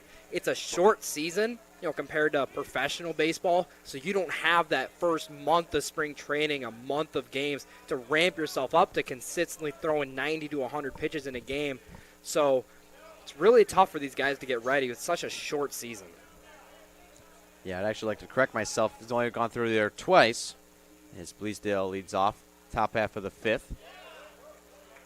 And Kozlowski falls behind 2-0. You know, started to see some command issues back in the 4th inning. So, you know, it looks like we have guys ready in the pen in case anything were to happen. Hopefully it doesn't for the sake of the Bulldogs. But, you know, at least there is a backup plan now. Yeah, we'll see how short of a leash Coach Rainey has for Kozlowski. A 2-1 pitch. Fouled off again, even things up 2-2. I mean, in a 7-run ball game, I'm not sure leashes get too much longer than what they do in a 7-run ball game when the offense is playing the way like it is. But still, you know, you still need to make sure you're in control of this game. Fouled off again. Yeah, a conference game at that. Bulldogs lost, obviously, the first one on Thursday, so they need this one. Even things up in the series and hopefully take a rubber match to Game 3. The doubleheader will be played right after this one. You know, and this is a solid Alma roster. You know, the record at 9-11 can be a little misleading. You know, they played some real tough teams so far early in the season. So, It's really important for both teams as they inch closer to 500. Ball misses just above the letters. Count runs full against the Scots right fielder. I can tell you right now, Kozlowski wanted that call. Payoff pitch. Bleasdale sends one back. Boyke track wall, lines it up and makes the catch right in front of the wall. Baseball is a game of inches, sometimes switching units of measurement, a game of millimeters. If Bleasdale hits that maybe a millimeter more on top of that ball, it's getting out of here. Instead, it comes up just short of the wall. An extra gust of wind would have got that thing over the wall. So if you're Bleasdale, you can't be mad at that result. Yeah, that was a real solid hit at the wall. Barreled that thing up. Bleasdale goes down for the third time tonight. Fouled off again by Goodpaster. And on the other side of things, if you're Kozlowski, I mean, I can feel the deep breath from here, personally. You know, off the bat, it looked pretty good. I'm sure Kozlowski holding his breath. 1-2 count to the Scots second baseman, who singled back in the first but was caught stealing and grounded out to third. And that one just brushed Goodpaster, so he'll reach on a hit by a pitch. One runner on, one out in the top of the fifth. Man, that is so frustrating for if you're a pitcher right there. You had him set up for the 0-2 fastball on the inside. He executed the pitch. I mean, that thing's only about maybe a ball off the plate, right where you want that thing. But Goodpaster crowds the plate, just doesn't move the hands, and just wears one for the team. First pitch lown away to Kyler Warren. Has 2 strikeouts looking in the first and fourth innings. Goodpaster away from first, and a called strike on the outside corner for Kozlowski. It was Goodpaster who stole back in the first and was caught by Kedro. Got to be on everyone's mind right now.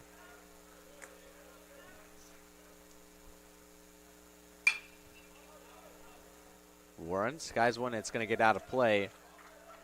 Over to the new facility. They're outside the right field fence. Going to be a nice bubble dome. Been under construction for almost a year at this point. They've got some progress down, though. And Warren sends one left center. Going to get down for a base hit. Going first to third is Goodpaster. And the throw goes to 2 to hold Warren at first. So runners on the corner here on top half of the fifth puts the Alma Scots in business. Just a real good swing by Warren there. You know, the last at-bat, you can chalk it up to maybe a little bit of luck for the Scots, but no luck involved on that one right there. Kozlowski gives him a good fastball to hit there. Warren gets the bat through the zone very quickly, short to it, long through it. Just lines into center. As this might be the end of the day for Kozlowski. Yeah, it looks like that's going to do it. Coach Rainey has made the call to the bullpen. Kozlowski, pretty good day. Will get the final line, but he's still responsible for runners on first and second, and one out here in top half of the fifth. Alexander Kavalek awaiting the new pitcher, and we will as well as we head to a break. Bulldogs still lead at 10-3 in the top of the fifth. Bulldog fans, welcome to the home of Adrian College Athletics. Brought to you by Adrian College Television. Follow us on social media to be connected to the latest broadcasts, news, highlights, and more. You can find us on Instagram, Facebook, X, and TikTok. ACTV's social media handle is at Adrian College TV on all platforms. Thank you to all of our fans who tune in to support us at ACTV.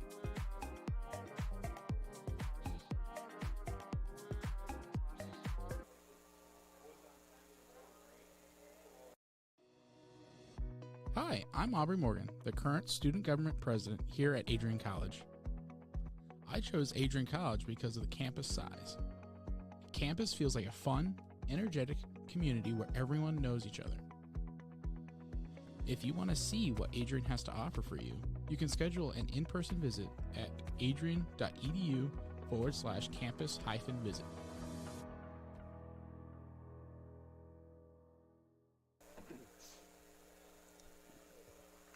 Robbie Leonard out in relief for the Bulldogs. First out of the bullpen here, top of the 5th.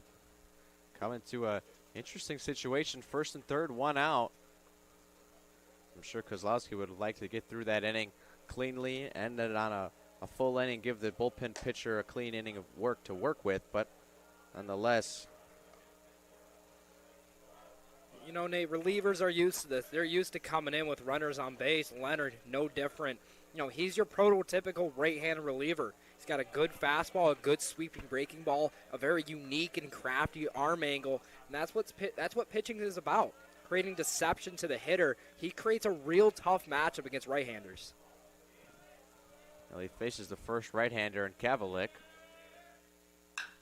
who skies one to center field. Boyke ranging back at the track, makes the catch, gets under it, and he's going to throw it into 2. They will score a run as Goodpaster scores on the sac fly, but holding Warren there over at first.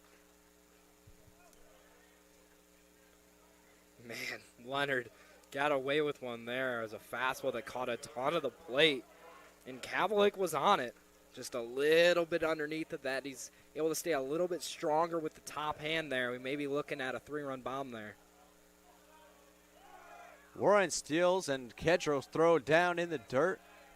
It's still a decent shot, and Warren gets himself into scoring position with 2 outs. Leonard gave Kedro basically no chance on that pitch. He's got a long delivery out of the stretch. That leg hung up in the air for a while, long arm separation, and on top of that, threw a pitch down in the zone. Kedro just no shot there to throw out Warren. Leonard gets Smith to check swing, and he definitely did on that one. Even things up at 1-1. We'll see if that's how the Alma Scots want to play things. If Leonard continues to pitch, they'll probably want to steal a whole bunch. If Leonard continues to have the high leg kick. I mean, maybe a bit of a mental mistake there. Maybe just forgot the slide step. Smith, and it gets past the first baseman, and Burns on a diving attempt. Coming in to score is Kyler Warren in the stolen base. Proves advantageous there for the Scots. They put another run on the board, 10-5. Bulldog lead is only down to 5 runs here in the top of the 5th. A lot of baseball yet to be played. You know, I hate to be a pessimist in this situation, but Burns over at first base just has to knock that ball down. It wasn't hit extremely hard. Positioning was pretty tough. It was a tough play, but, I mean, that's just something you got to find a way to put some part of your body on it, knock it down, prevent that runner from scoring. Now, he laid out for it, and it wasn't a full extension. I mean, the ball kind of went right under his chest, and it just got under him. Kozlowski, who's actually out, I gotta get that name out of my head, is Robbie Leonard on the mound now. Sapienza fouls it off towards third base side, down 0-2.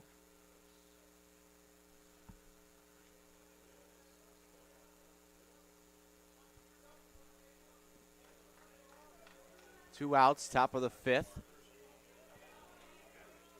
Smith away from first. Sapienza faces an 0-2 count. Smacks that one over to third baseman's head. He's going to reach to the wall, extra bases.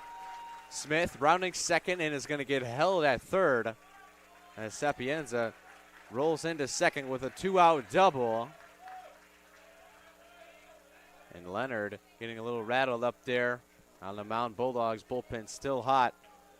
Got to hope to end the pressure before things get out of hand and the Scots are coming back in this game. Well, McIntosh, he's had pretty decent at-bats in this one so far. He is 0 for 1 with a walk. The ground ball he did hit was to shortstop. Wasn't hit particularly hard. So, pivotal moment in the game right here. Leonard gets ahead, 0-1. You know, we were having whispers of this being a blowout and having to go off a script on the broadcast here. But all of a sudden, you look up and a base hit here. All of a sudden, it's a 3-run ball game. Fouled away, and Leonard gets ahead 0-2 against the Scots first baseman. McIntosh was all over that last fastball. Just missed it. Leonard kind of got away with one there.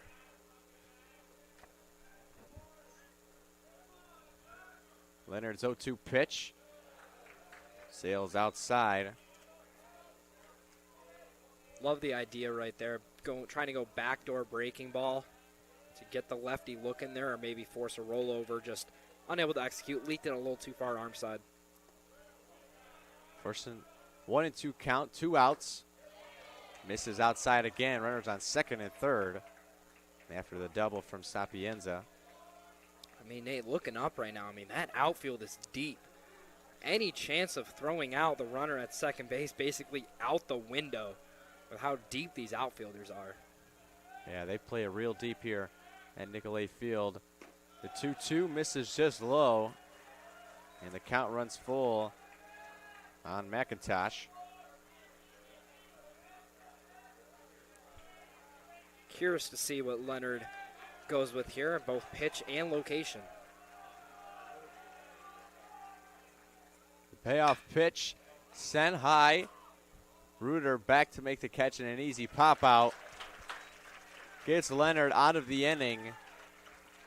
With the Scots, a second straight inning, they put up 2 runs on the board halfway through this ball game, and we'll go to break. We'll stay here. Get you some score updates for some other MIAA action around the conference. Kalamazoo has beat Albion 5-4. And all the other games are still playing right now. So we go back on just yesterday. Albion beat Kalamazoo 7-6. And Calvin beat Olivet 11-4. First weekend of MIAA action for both these teams and for the whole conference around the state of Michigan. We'll see next week. Bulldogs face off, and we'll see what the records look like after one weekend of play, one series between all the different teams across the MIAA. Should be a good regular season and conference tournament leading up towards the beginning of May.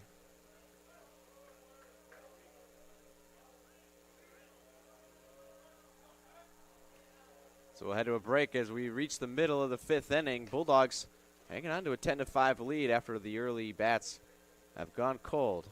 You're watching Bulldog Baseball on ACTV.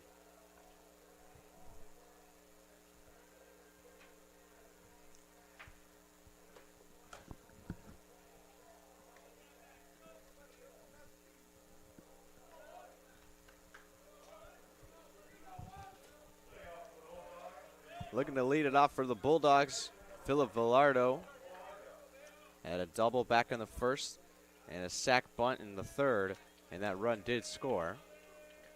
You know, so far today, it's really been the bottom of the Bulldog lineup that's really got things going for them. You know, you usually expect your top 3-4 guys to be the ones contributing, which they have, but really it's been the bottom of the order that's making the difference today.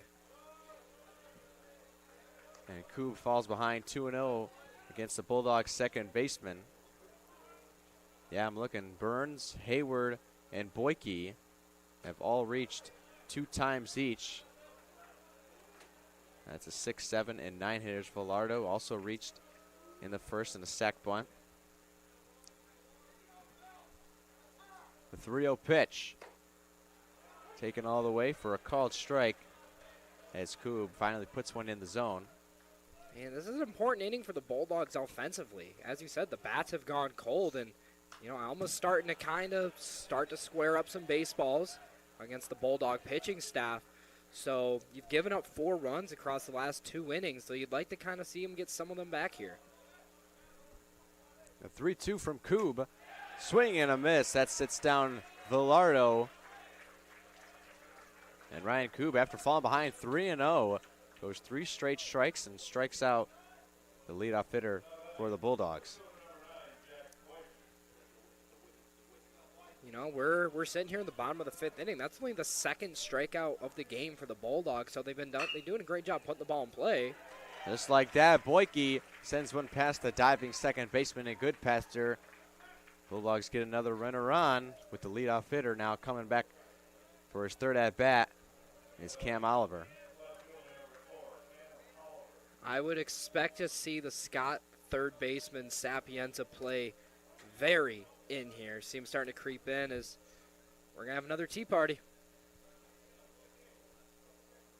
Head coach out for the Alma Scots. Looks like they have made the motion to get their new relief pitcher in. And a strikeout and the single will end the day for Ryan Koo, who did a job. Came in about third or fourth inning and not much get the final line. He's still responsible for Jack Boyke over on first, but we'll get you the numbers on the new pitcher coming in after this break. Bulldogs still lead 10-5, bottom half of the fifth. Welcome to Adrian College, where we believe in educating both the heart and the mind. With over 100 innovative academic programs and 10 cutting-edge institutes, you'll find a path that's right for you. Join our vibrant community of over 50 athletic teams and discover why we're recognized as a U.S. News & World Report Most Innovative Institution.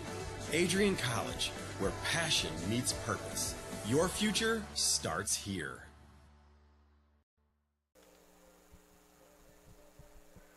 Elevate your game? At Adrian College, our athletes strive for excellence on and off the field.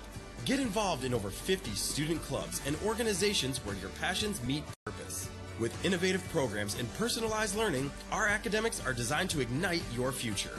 Experience vibrant student life, where community and connection shape your college journey. Adrian College, where you belong. Apply today and become part of the Bulldog family.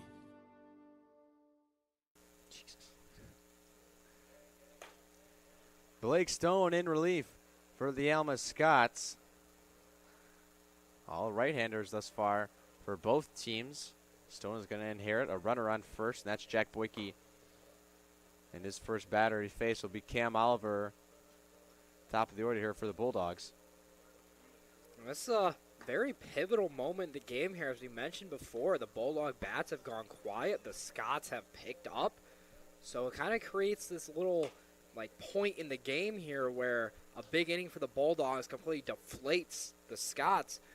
But if Stone's able to come in and shut down this lineup here in the home half of the fifth, all of a sudden, momentum is fully on the side of the Scots. We could be looking at an interesting finish, but for now, Bulldogs still lead at 5-0 with a chance to add on here. Yeah, Cam Oliver climbs into the box. Boyke away from first. Like you said, third baseman Sapienza will be playing nearly at the grass, as Oliver always a threat to bunt. Doesn't look like it here. Takes the ball up high. We'll see if they play any kind of bunt or hit and run with both speed on the bases and at the plate. Boyke thought about it, but faked him out. As Stone falls behind 2-0 for the Bulldogs left fielder. Now that it's 2-0, you may be looking at bunt here. You know you're getting a fastball here. Oliver doesn't square, and ball low. 3 balls, no strikes to Cam Oliver.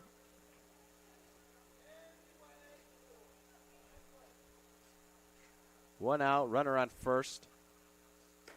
The pitch is up high, and 4 straight balls for Blake Stone entering from the bullpen. Puts runners on first and second with Nick Bruder coming up to bat. Man, that is not what the Scots wanted out of Blake Stone there. You know, anytime you bring in a reliever, you're expecting them to go in there, pump strikes, challenge hitters. Instead, pitches to Cam Oliver, not a ton of power in that bat, and gives him a 4-pitch walk. And, I mean, the Bulldogs have just a ton of speed on base right now. Bruder, patient hitter, takes ball 1. Still have yet to see a strike from Stone.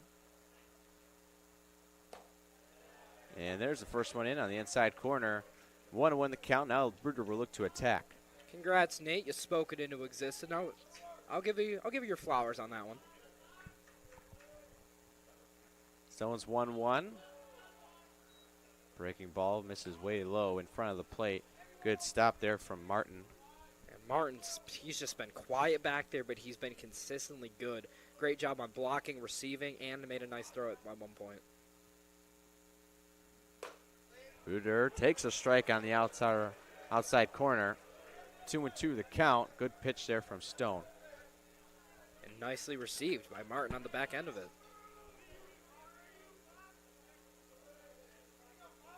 2-2 to Bruder. Misses outside. Count runs full.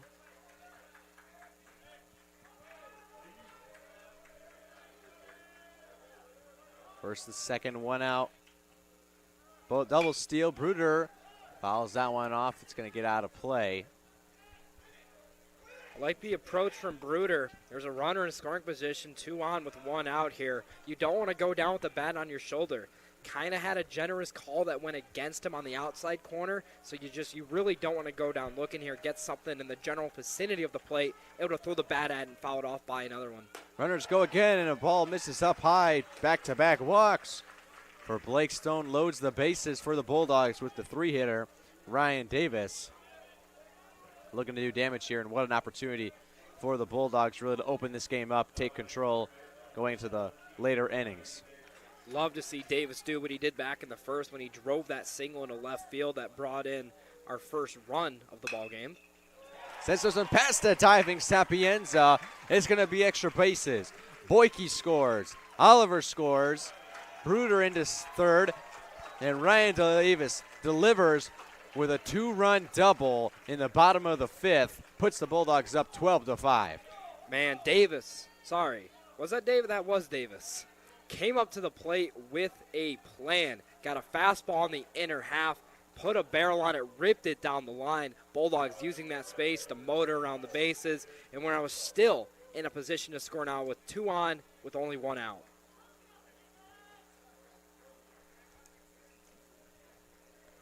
As the umpire gets a couple new balls there from the home dugout. Blake Stone, not a very good start to his outing in relief. Hasn't recorded an out, 2 walks and a 2-run double. Now faces David Kedrow. First pitch swinging, lines one back up the middle.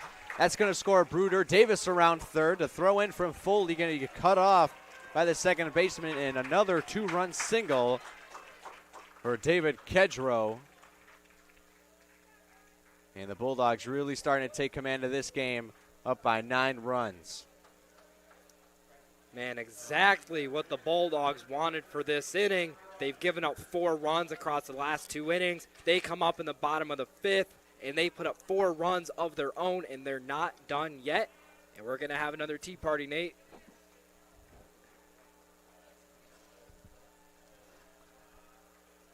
Yeah, the Bulldogs pouring it on, and that's going to end it for Blake Stone. Just a nightmare outing. No outs recorded. And 2 walks, 2 hits, and 4 runs given up. I think the first one won't count against him, but he's not going to feel happy after the one. After that one, didn't even go through the tunnel for the handshakes. When we'll get you our new reliever when we come back. Bottom of the 5th inning, Bulldogs still pouring it on. They lead it 14-5.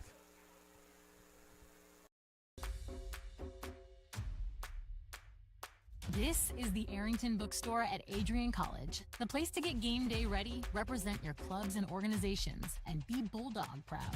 With a wide selection of merchandise and a smile at every visit, stop by inside the Kane Student Center to pick up your Adrian College wares and make it another great day to be a Bulldog.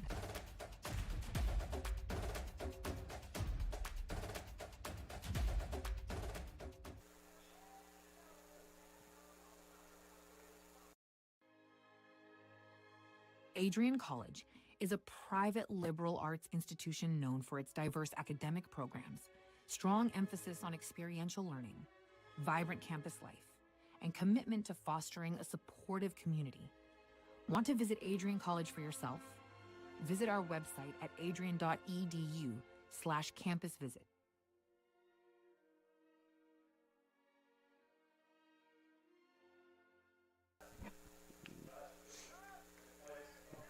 Tyler Lasley on for relief, the first left-hander we've seen for either side.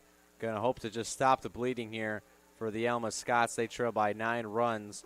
Thought they were going to come back in this one. They put up 1 in the 3rd, 2 in the 4th, 2 in the 5th. The bat's looking to come alive, but the Bulldogs have just put the hammer down and extended their lead to 9 runs after putting up a 4 spot here in the 5th inning. And they're not done yet. Only 1 out and a runner on first. No, I like the idea here by Coach Crane of the Scots. It's been all right. He's Bulldogs 14 runs through not even 5 innings yet. So just throwing him a different look. I mean, we got a funky lefty and Lastly out there. He's had success this year. Has thrown 3 1/3 innings, 0 runs allowed so far, 4 strikeouts to 2 walks. And in a double play situation here, I would not expect to see anything above the knees in this at-bat. Easton Rogers, the designated hitter. And the ball goes down and low. Rogers hit a home run back in the first inning and flew out to center and lined out to center on that great diving play by Mitch Foley. Chance to do some more damage. Kedro steals. The throw from Martin, right on the money, and he's safe. Kedro using the wheels to get himself in scoring position. That is catcher-on-catcher crime. Steals the bag on his fellow backstop, gets himself in a scoring position, and I think more importantly, stays out of the double play for a red-hot hitter in Rogers. The 1-1 from Lasley goes inside.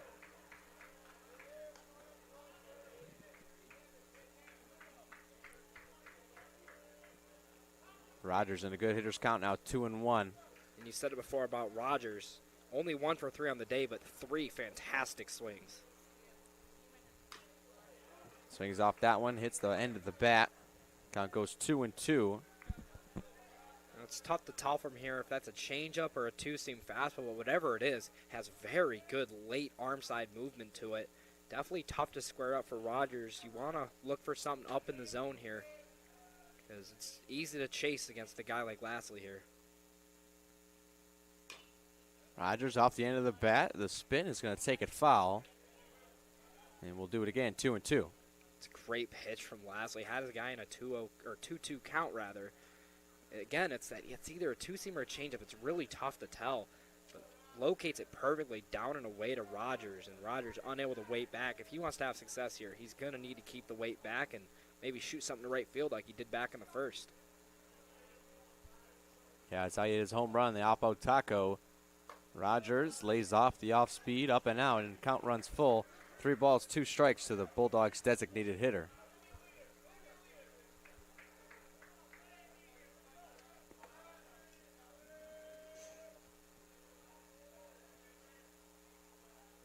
Payoff pitch from Lasley is roped down the third base line over to third baseman. Kedro's going to score easily. Rogers heads for second and a stand-up double. And the Bulldogs have extended their lead to double digits. They lead at 15-5. Just a mistake pitch from Lasley there. Pretty much a middle fastball there. And Rogers just all over it, absolutely pieces it up down the left field line. And what do you know, Nate? Another tea party at the mound. Yeah, this one just looks like a pitching coach going out to calm down his left-handed pitcher. The first time we've seen him come out. No mound visits before this one by the coach here. It's just been the head one making changes. As the Bulldogs have just outmanned and outgunned the Alma Scots here, forcing them to change hands multiple times.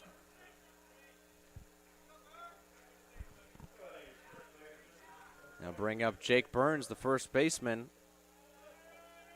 I mean, Burns has a pair of doubles on the day, a hit by pitch, a run scored. Unfortunately, does not have an RBI in this one, funny enough, but he's got a great chance to do that here with one on here in scoring position.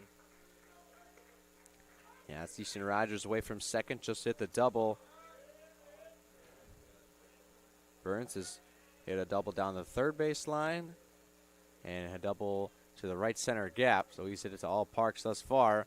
Takes that one off of his left leg, and another hit by pitch for Jake Burns. Puts runners first and second with one out. I mean, we talked about it when he got hit back in the third. That is his 7th hit by pitch of the season.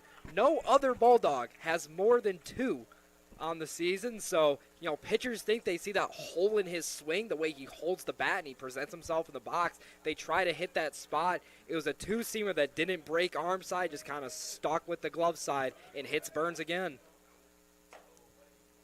Hayward takes a first pitch strike. Right fielder is 2 for 3 today with a triple, a single, and a ground out to second. Lasley's 0-1. And a good breaking ball. And a sort of check swing from Hayward, and Lasley gets ahead 0-2. It's a really good pitch by Lasley. If he wants to get out of the inning with a double play, that's the type of pitch he needs to make there. Keep it down in the zone, force the Bulldogs to hit it on the ground. Hayward lays off the 0-2 well outside.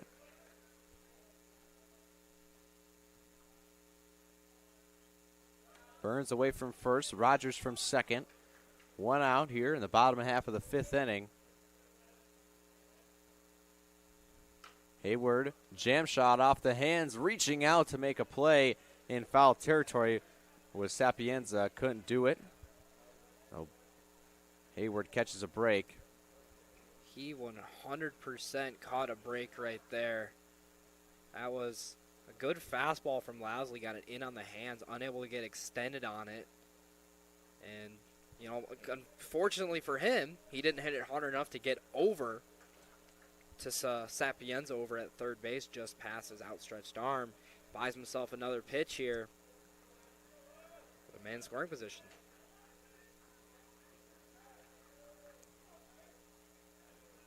Hayward sees the 1-2. And another jam shot, and it's going to go right back to the pitcher and Lasley. And he'll throw to second for the double play as Rogers was stealing on the pitch. A tough break for the Bulldogs there, but they put up a 5 spot in the bottom of the 5th and lead at 15-5.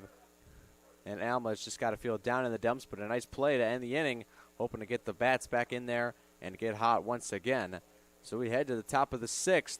Bulldogs lead at 15-5. You're watching Bulldog Baseball on ACTV. 10 years ago, Adrian College Television set out on a mission to bring the excitement, the passion, and the unforgettable moments of Bulldog athletics to fans everywhere. From the field to the court, from nail-biting finishes to championship victories, ACTV has been there to capture it all. Yeah, Jordan Spear, happy birthday, buddy. I'm sure.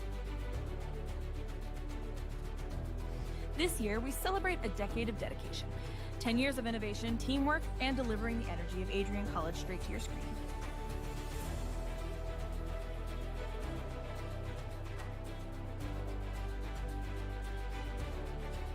Here's to the next chapter of ACTV, because at Adrian College, the story is just beginning.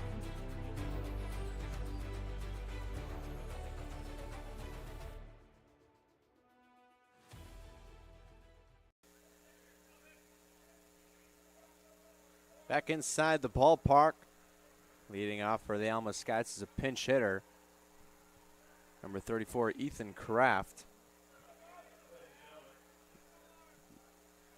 Looks like he'll be in for the catcher, Martin. As you can see on deck is Foley, still number 1, so he must be in for Martin. And Robbie Leonard still out there. Ball's behind 2-0 after that one. Just got past Kraft. Good morning. Hard fastball gets in, up and in. That's always scary no matter what the velo is on it. Kraft sends one line drive center field, backing up as Boyke makes the catch.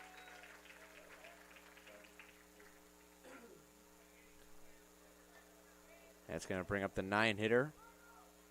And Mitch Foley made a nice diving catch out there in the 4th or the 5th inning.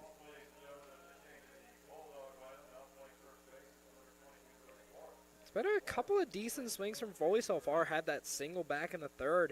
Came up in the 4th with 1st and 2nd, 2 outs. Hit the ball fairly hard. Kind of rolled over a little bit to third base. Kind of an easy play there, but a couple of nice swings from Foley so far today.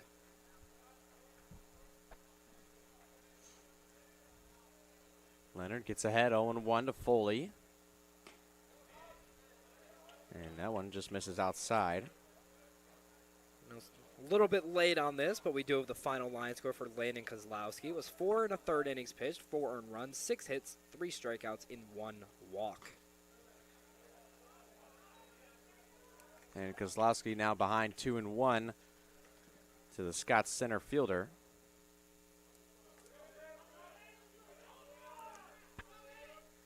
Leonard's pitch just up and out. And now behind 3-1, and a good hitter's count here for Mitch Foley. I mean, you're up by 10 here, so, I mean, you're just going to challenge the Scott 9 hitter. That one hits on the outside corner. Count runs full.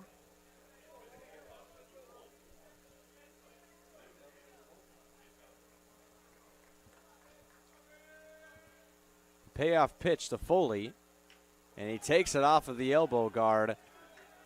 And a hit batter for Leonard will reach a base runner here for the Scots in the top of the 6th. You know, obviously it's never intentional to hit a guy when you're up by 10.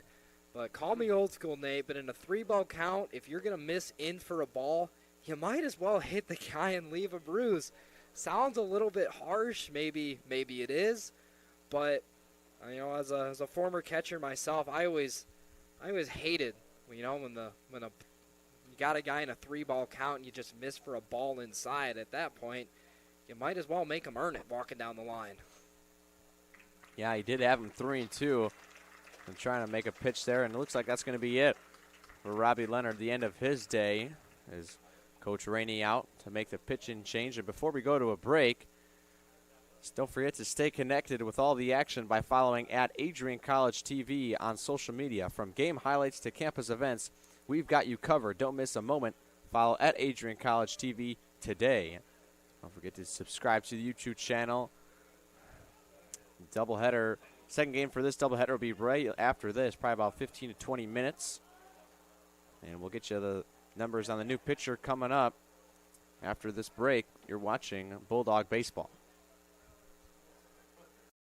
Adrian College is shaping the future of higher education and leading the way in innovation and excellence.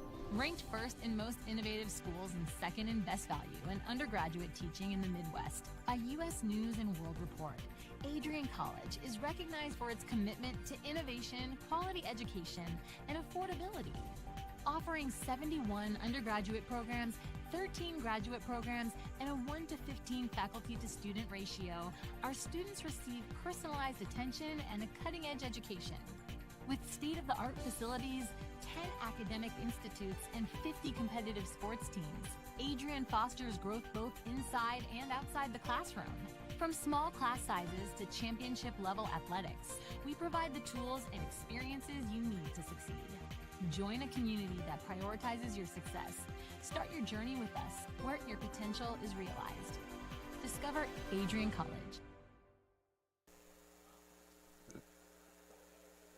Tyler Mileski out for the Bulldogs to pitch here in the top half of the 6th inning. Alma's got the runner on first. That's Mitch Foley, who was just hit by a pitch to end Robbie Leonard's day. You know, Mileski coming into the ball game hasn't gotten a ton of run so far in the young season. It's been 3 1/3 innings pitched for him, 6 earned runs, 0 strikeouts, and 1 walk so far for his season. He's more of a junk pitcher. You know, you're not going to see any elite fastballs from him, but it's going to be junk and location-based. You know, it's a great archetype as a pitcher. However, it really limits your room for error. You know, some guys, when they have the elite stuff, you're able to miss a spot, leave something in the middle, and get away with it. But a guy like Mileski, if he's leaving stuff in the middle of the plate, he will get hit around. Mileski's first pitch, swinging from Bleasdale. Yeah, and when you don't have the fastest stuff, you got to rely on your off speed. If you don't have it that day and you keep throwing balls, it's going to be a real tough day on the mound.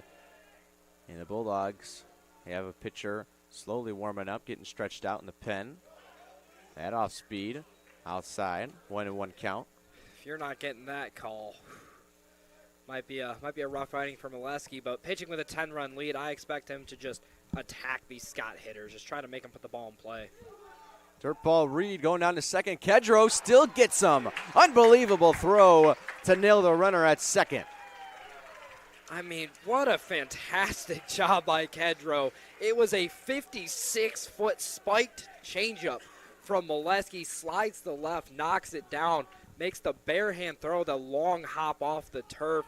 And it was a great pick by the shortstop Bruder. A quick tag onto the hand of Foley.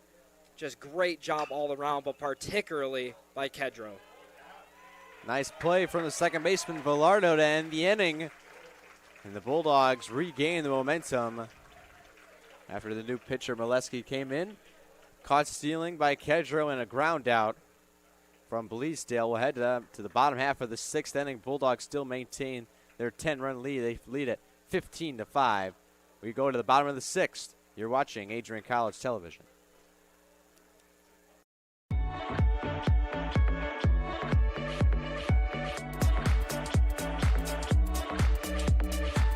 You stand today, students, on the threshold of a magical time in your life, a time of significant growth, introspection, self-awareness, challenge, and opportunity. A time that you will always look back on as special years. Never experienced before you arrive today and never replicated after you graduate.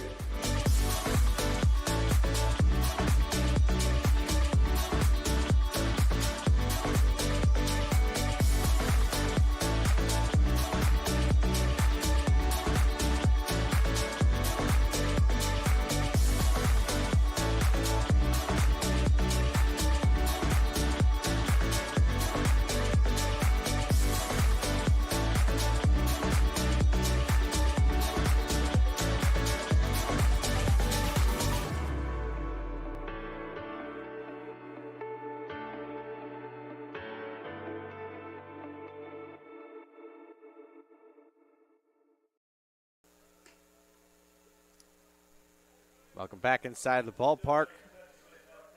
Still on the mound for the Scots is Tyler Lasley, but he's got a new catcher mate.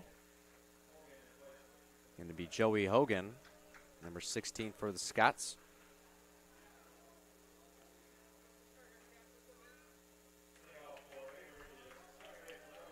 You know, after a huge offensive inning for the Bulldogs last inning, put up a 5 spot. I mean, you're looking to keep that up, but if you're the Scots, I mean, you've already proven that you can begin to chip away at this lead, but it's of the utmost importance that they really keep this at 10 runs because they only have 9 outs left in this ball game. So if they want any sort of shot at coming back in this game, you cannot give up another run. 1-1 the count to the Bulldogs' second baseman in Velardo. The delivery from Lasley just misses inside. It's not usual that you see a bullpen guy pitch out of the windup. Usually they're just exclusively stretch guys.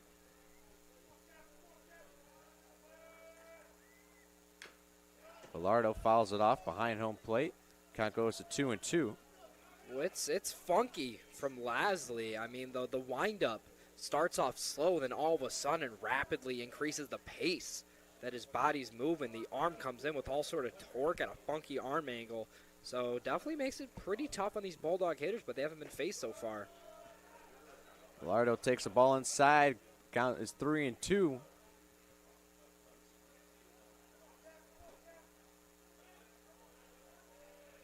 Payoff pitch from Tyler Lasley. Just misses outside, and Velardo will reach on a base on balls. You know, a little surprised at a leadoff walk to the 8-hitter. You know, you're trailing 10 runs in a game. You're looking for someone to eat innings. In this instance, it's Lasley. I mean, at some point, you just got to throw one over the plate and hope it finds a glove.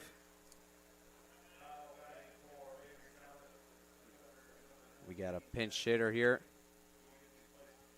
for the Bulldogs. It's going to be Jackson McGuigan. Replaces Jack Boyke. So Boyke's day is done after 3 singles in the first, third, and fifth inning. Also stole 2 bases and scored a run. I mean, it's hard to look down at this lineup card and not find something positive to say about every single person in here. I mean, there are dark circles everywhere I look. McGuigan fouls off down the third base line, 0-1. With Velardo away from first.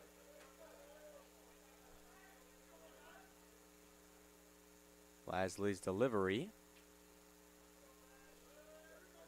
Will wait. And then misses outside on McGew again. Checking the runner over there at first. You know, I'm curious to see the gamesmanship here by head coach Craig Rainey. You know, because I feel like baseball's in a weird spot in terms of the unwritten rules. We're starting to get away from them.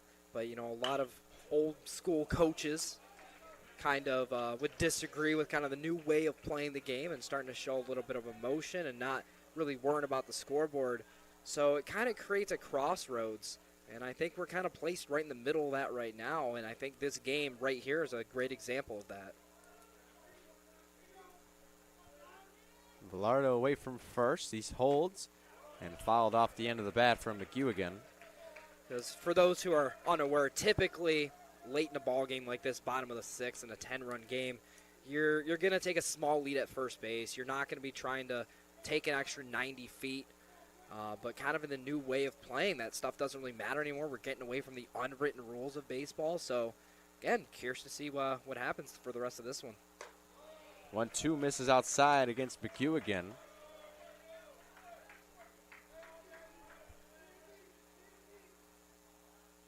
Yeah, I'm sure for the Bulldogs, they would just love to keep running and hitting the baseball all around the park and rack up as many runs as they can get. They got another game after this, as McGew again fouls another one over the right field line. Well, that's the beauty of baseball, Nate. You know, you look at other sports like football, basketball, there's a clock. You know, in football, you run out the clock. In basketball, you hold on to it for the duration of the shot clock. But in baseball, there's still a pitcher that needs to make his best pitch and a batter who needs to make his best swing in order for the game to progress. The 2-2 from Lasley. Reached out, caught by the second baseman and passed her on a weak line out from McGew again. Velardo able to get back to first. Great pitch by Lasley there. Started that changeup about middle away, ended up a little off the plate. McGew again just way out in front of it, kind of just throws the bat head at it. We got another pinch hitter. It'll be brother for brother, Christian Oliver. In for Cam Oliver. Man, how funny is that? It's one thing to be on the same team as your brother, one thing to be in the same lineup as your brother. It's another thing to get pinch hit for by your brother. So here's Christian Oliver with Velardo away from first. Lasley's pitch is going to be a called strike on the outside corner. We'll say the Oliver brothers, fairly different play styles. Christian Oliver, much more of a power hitter, a lot more buggy whip in the back compared to Cam Oliver, who's more of a slappy guy with a ton of speed. So, although they may share a last name, they play different. Oliver pokes one down the first base line, and it hits the warning track and bounces out of play. Only about 240 feet down the line. It's going to be a ground rule double, as we get sometimes here at Nicolay Field with the fence being so close to the foul line. That is referred to as an Adrian College double. It was it looked like the changeup from Lasley on the outside half, and Christian Oliver just does something similar to what McGewigan did, just kind of threw a bat head at it, got it off the end, but able to muscle it into right field, and it takes the big bounce over the wall and gets a double that was hit about 68 miles an hour. Bruder takes a first pitch ball. Bruder has yet to get a hit in this one today. In 4 attempts, he did walk back in the 5th, but he got a golden opportunity now to get some runs in. With second and third, one out.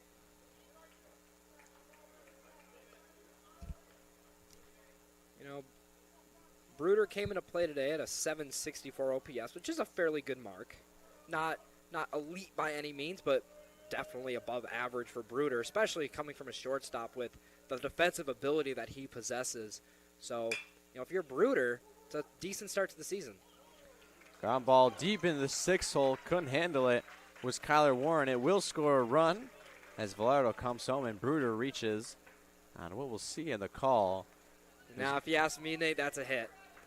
Bruder pretty good getting down the line there. It was a tough play for Warren. He was deep in the hole. Would have had to plant, make a strong throw, and I'm not sure they would have got Bruder at first there. So personally, I'm going to give him a hit on that. And he scores a run as Davis fouls off the first pitch.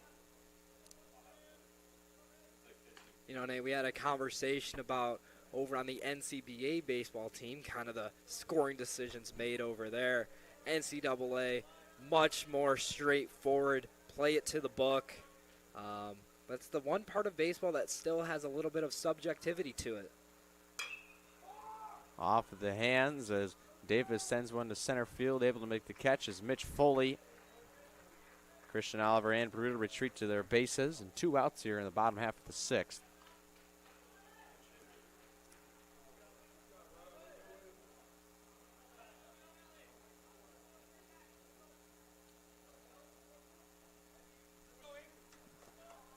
And another pinch hitter here for the Bulldogs.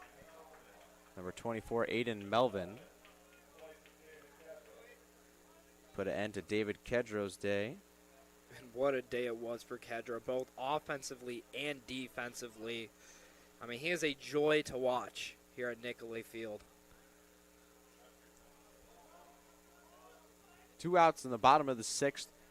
Oliver and Bruder away from first and second.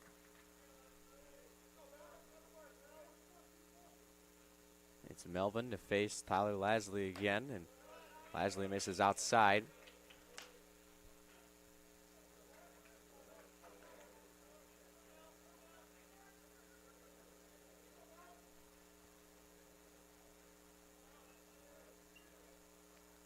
The 1-0 pitch is swung and dribbled down the third base line. They're going to let it go foul, but it hits the base. Oliver's coming home. The throw not in time. A throw down to third. Bruder takes third.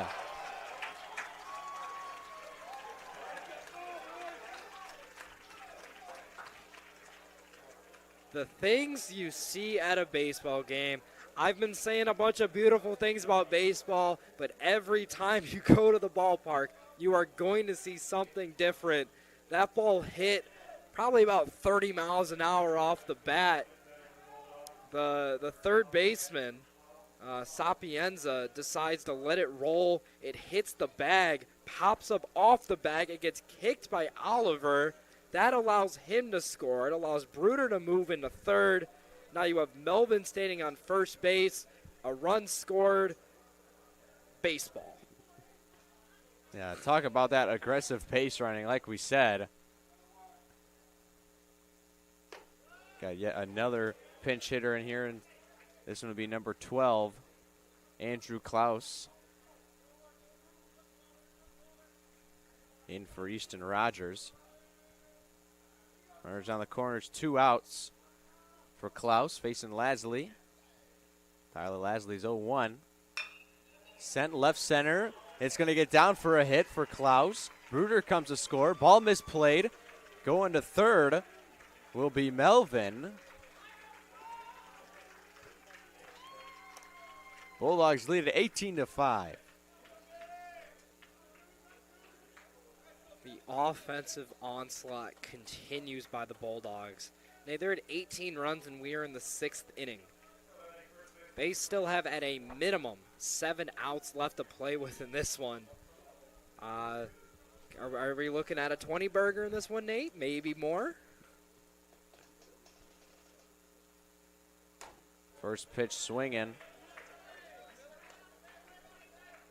from Billy Bork. Entered for Burns. Last inning defensively. Now gets an at-bat. Bork stands in from the left side. Takes the ball up and in.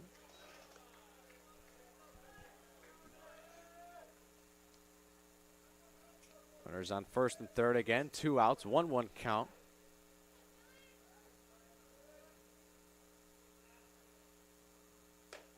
Bork takes one at the top of the zone in for a strike.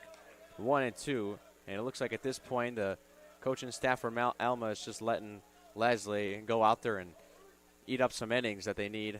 You know, at a certain point, you got to tip your cap to Tyler Lasley. In a lopsided game, he's getting hit around. Well, looks like he's going to get out of it here. Nearly couldn't find it in his own glove, but makes the PFP to end the Bulldogs' 6th inning. They put up 3 runs and take an even more commanding lead, 18-5. A couple more Bulldogs get into play, which is always nice to see. So we'll head to the top of the 6th inning, or excuse me, top of the 7th inning. Bulldogs with a 13-run advantage. You're watching Bulldog Baseball on ACTV.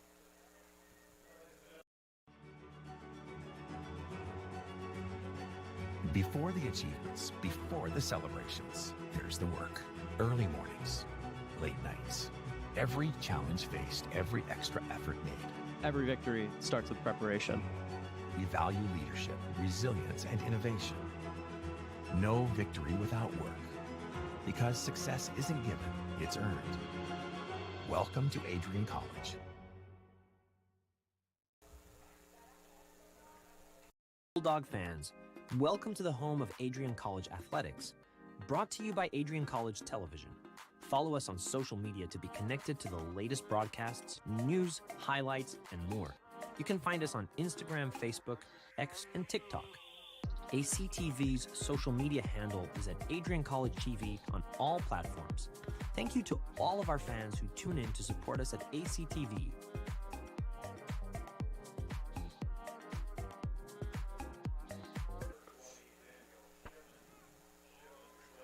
Welcome back inside the ballpark, top of the 7th inning. And Tyler Molesky back out there after a long sit he had as the Bulldogs put up 3 runs in the bottom of the 6th. Go ahead, Remy. I was going to say there's not much else we can talk about with the offense. I know you've been on top of the defensive subs, so I'm gonna let you take this one over. Yeah, I was just going to say a lot of defensive subs in for the Bulldogs as far as I could tell. Daniel Shipman out in left. Got a new catcher. Looks like it's going to be Aiden Melvin who came in, and Bork still playing first base. Brewer's still at short. Davis at third. I think there's a new center fielder. We'll see what the live stats say here in a sec. I believe that's McHugh again out in center field.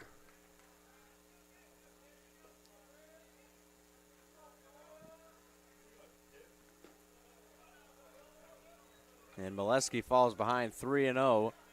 So maybe a little bit of fatigue setting in after that long inning he had to sit. Hoping to get just a strike across here in this one. And he does not, and it's going to be a 4-pitch walk for Tyler Molesky. Going to put Goodpaster on first.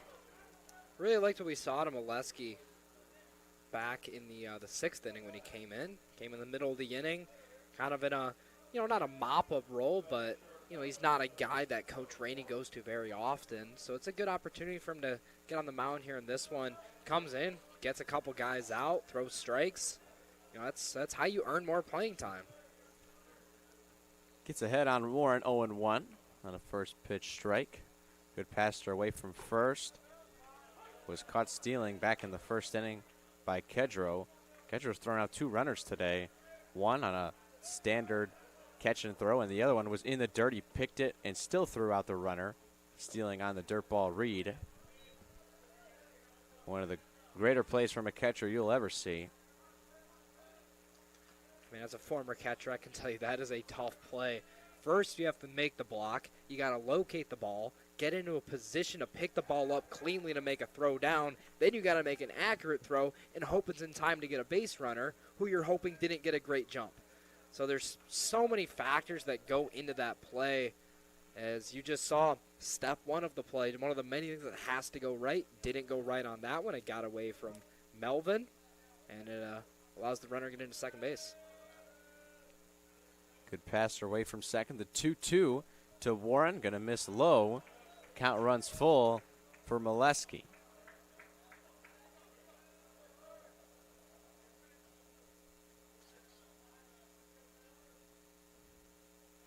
The payoff pitch from Tyler Molesky. Jam shot. Nick Bruder coming in to make the play on the run and throws him out. Good passer does advance to third, but 1 out in the inning for the Bulldogs. It's a great play by Warren there. Or sorry, not by Warren. It was a good play by Bruder off the bat of Warden. He got jammed. And, coming in, fielding it right by your left foot there, the clean transfer at the hip. That's exactly what you want to do there as a shortstop. Make a strong throw to first, get the out. A base hit from Kavalek. Gonna score. Good pass turn. Almost an unbelievable play from Bruder. I thought that was well in the hole, but Bruder dives, makes the play, and still has some sort of a shot to throw him out at first. I mean, what range. Shown right there by Bruder. I mean, he was closer to third base than he was to second. In the outfield grass, full extension. I mean, there was never a world where he was going to make that throw over to first base in time. But what an effort to even field that cleanly and at least throw a ball to first base. It's Smith back into the box. 1-0 count. Fouls off that one. Even things up 1-1 with 1 out and 1 runner on first. Enough ones for you, Remy? Not quite. I could use a little bit, like another 1. Like I'm looking at number 41 here in the batter's box. Misses outside for about number 1, Philip Villardo playing second base. I think he's going to get a nice ground ball double play here. What do you think? Ooh, I like the prediction, Nate. I like the prediction. 2-1 pitch. Skied in the left field. Going back on it is Shipman. Under it makes the catch. 2 away here in the top of the 7th.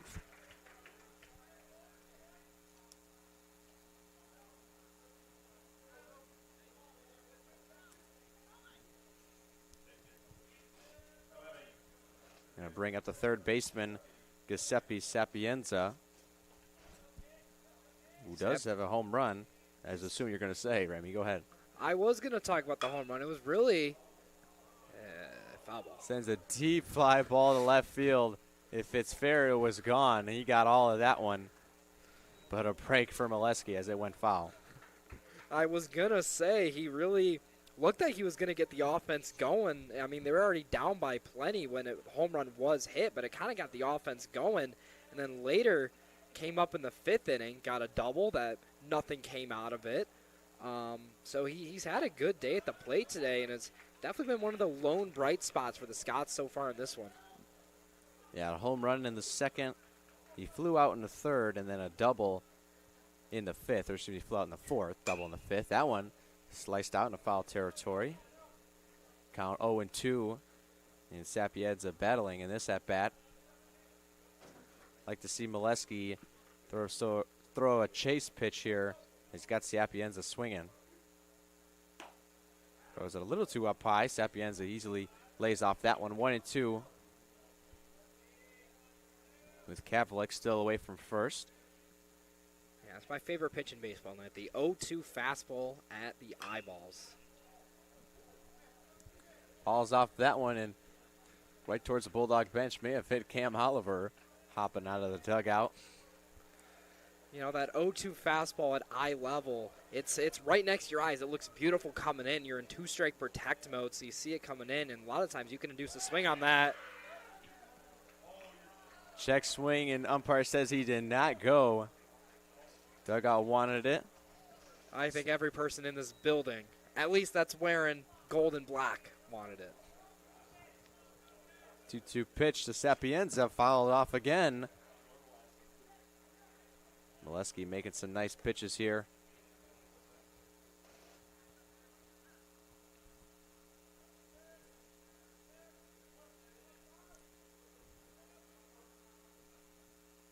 Tyler Molesky's 2-2.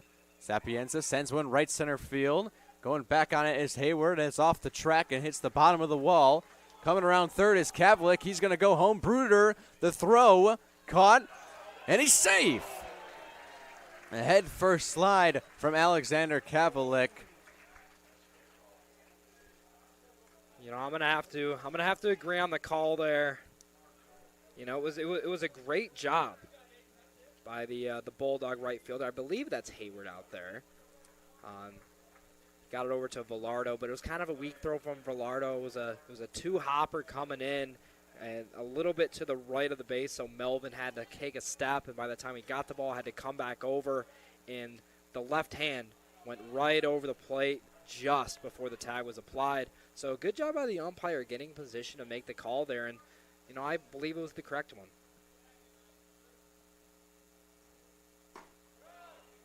1-0 pitch called in there for a strike, keeping things up 1-1. Sapienza continue his nice day with 3 extra base hits. He leads away from second, 2 outs. That one gets away from Melvin. Sapienza will go to third.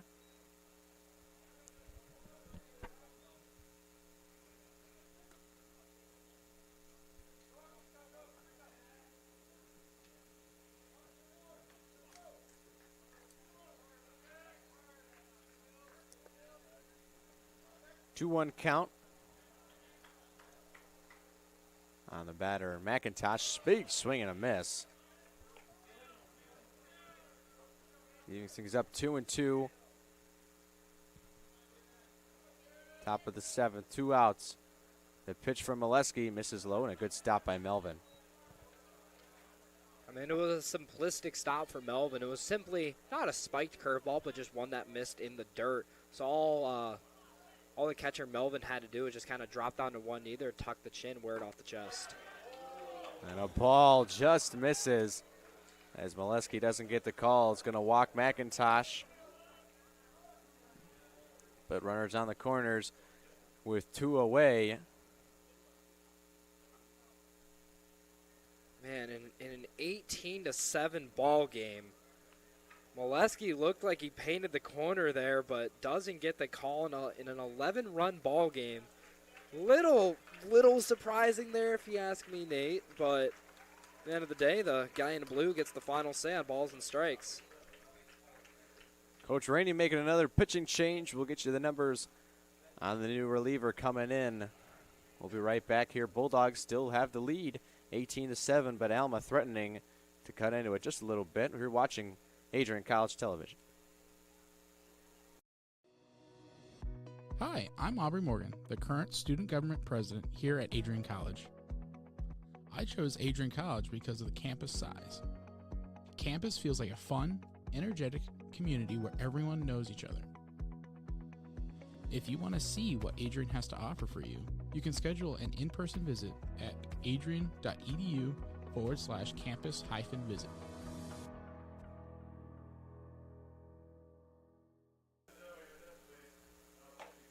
Looking to become a future Bulldog and get recruited by Adrian College? Do you display characteristics of tenacity, drive, and determination? With over 50 teams on campus, there are plenty of opportunities to further both your athletic and academic career. For all recruiting inquiries, head to www.adrianbulldogs.com and click on the Recruit Me tab at the top right of your screen. Your future with the Bulldogs is closer than ever.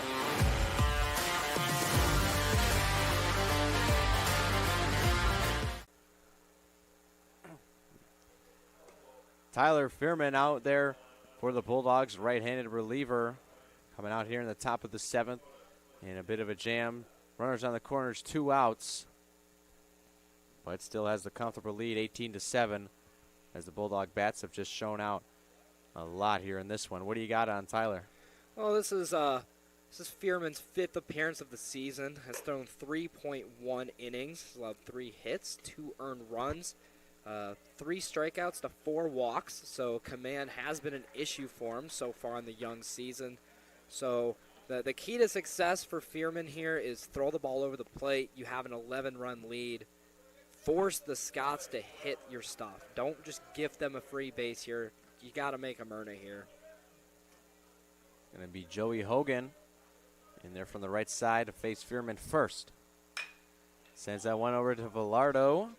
Makes the play, and a 1-pitch, 1 out, and out of it for the Bulldogs as Fearman does the job, and I believe that's going to do it as we've hit the run rule.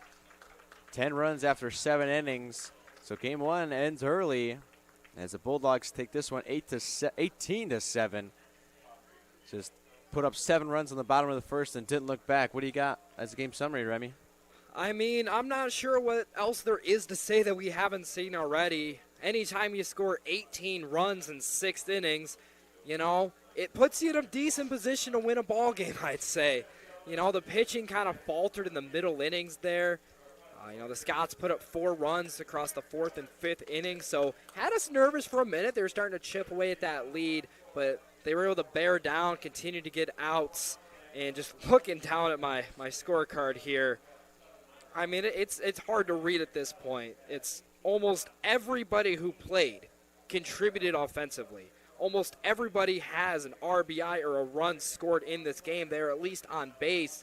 I mean, these types of games as an offense only come around maybe once or twice a season. So I'm sure they're going to enjoy this for the next 20 minutes at least, but it's really time to get back locked in for Game 2 of this series.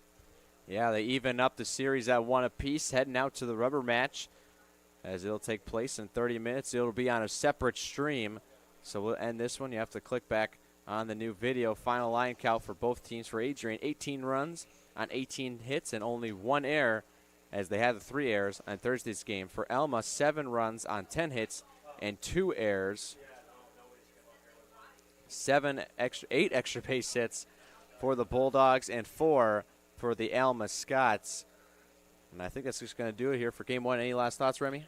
I have nothing. It's a great day to be a Bulldog watching this game. Just absolute domination from start to finish. I'm glad I was able to be a part of it with you, Nate. So I'm ready to go watch Game 3. All right. Always a good time to work with you, Remy. That's going to do it here from NCAA Field. Game 1 of the doubleheader. Final score, Adrian College 18, Alma College 7. From all of us here at ACTV, Remington Gilniak, and I am Nathan Lindner. So long, everybody.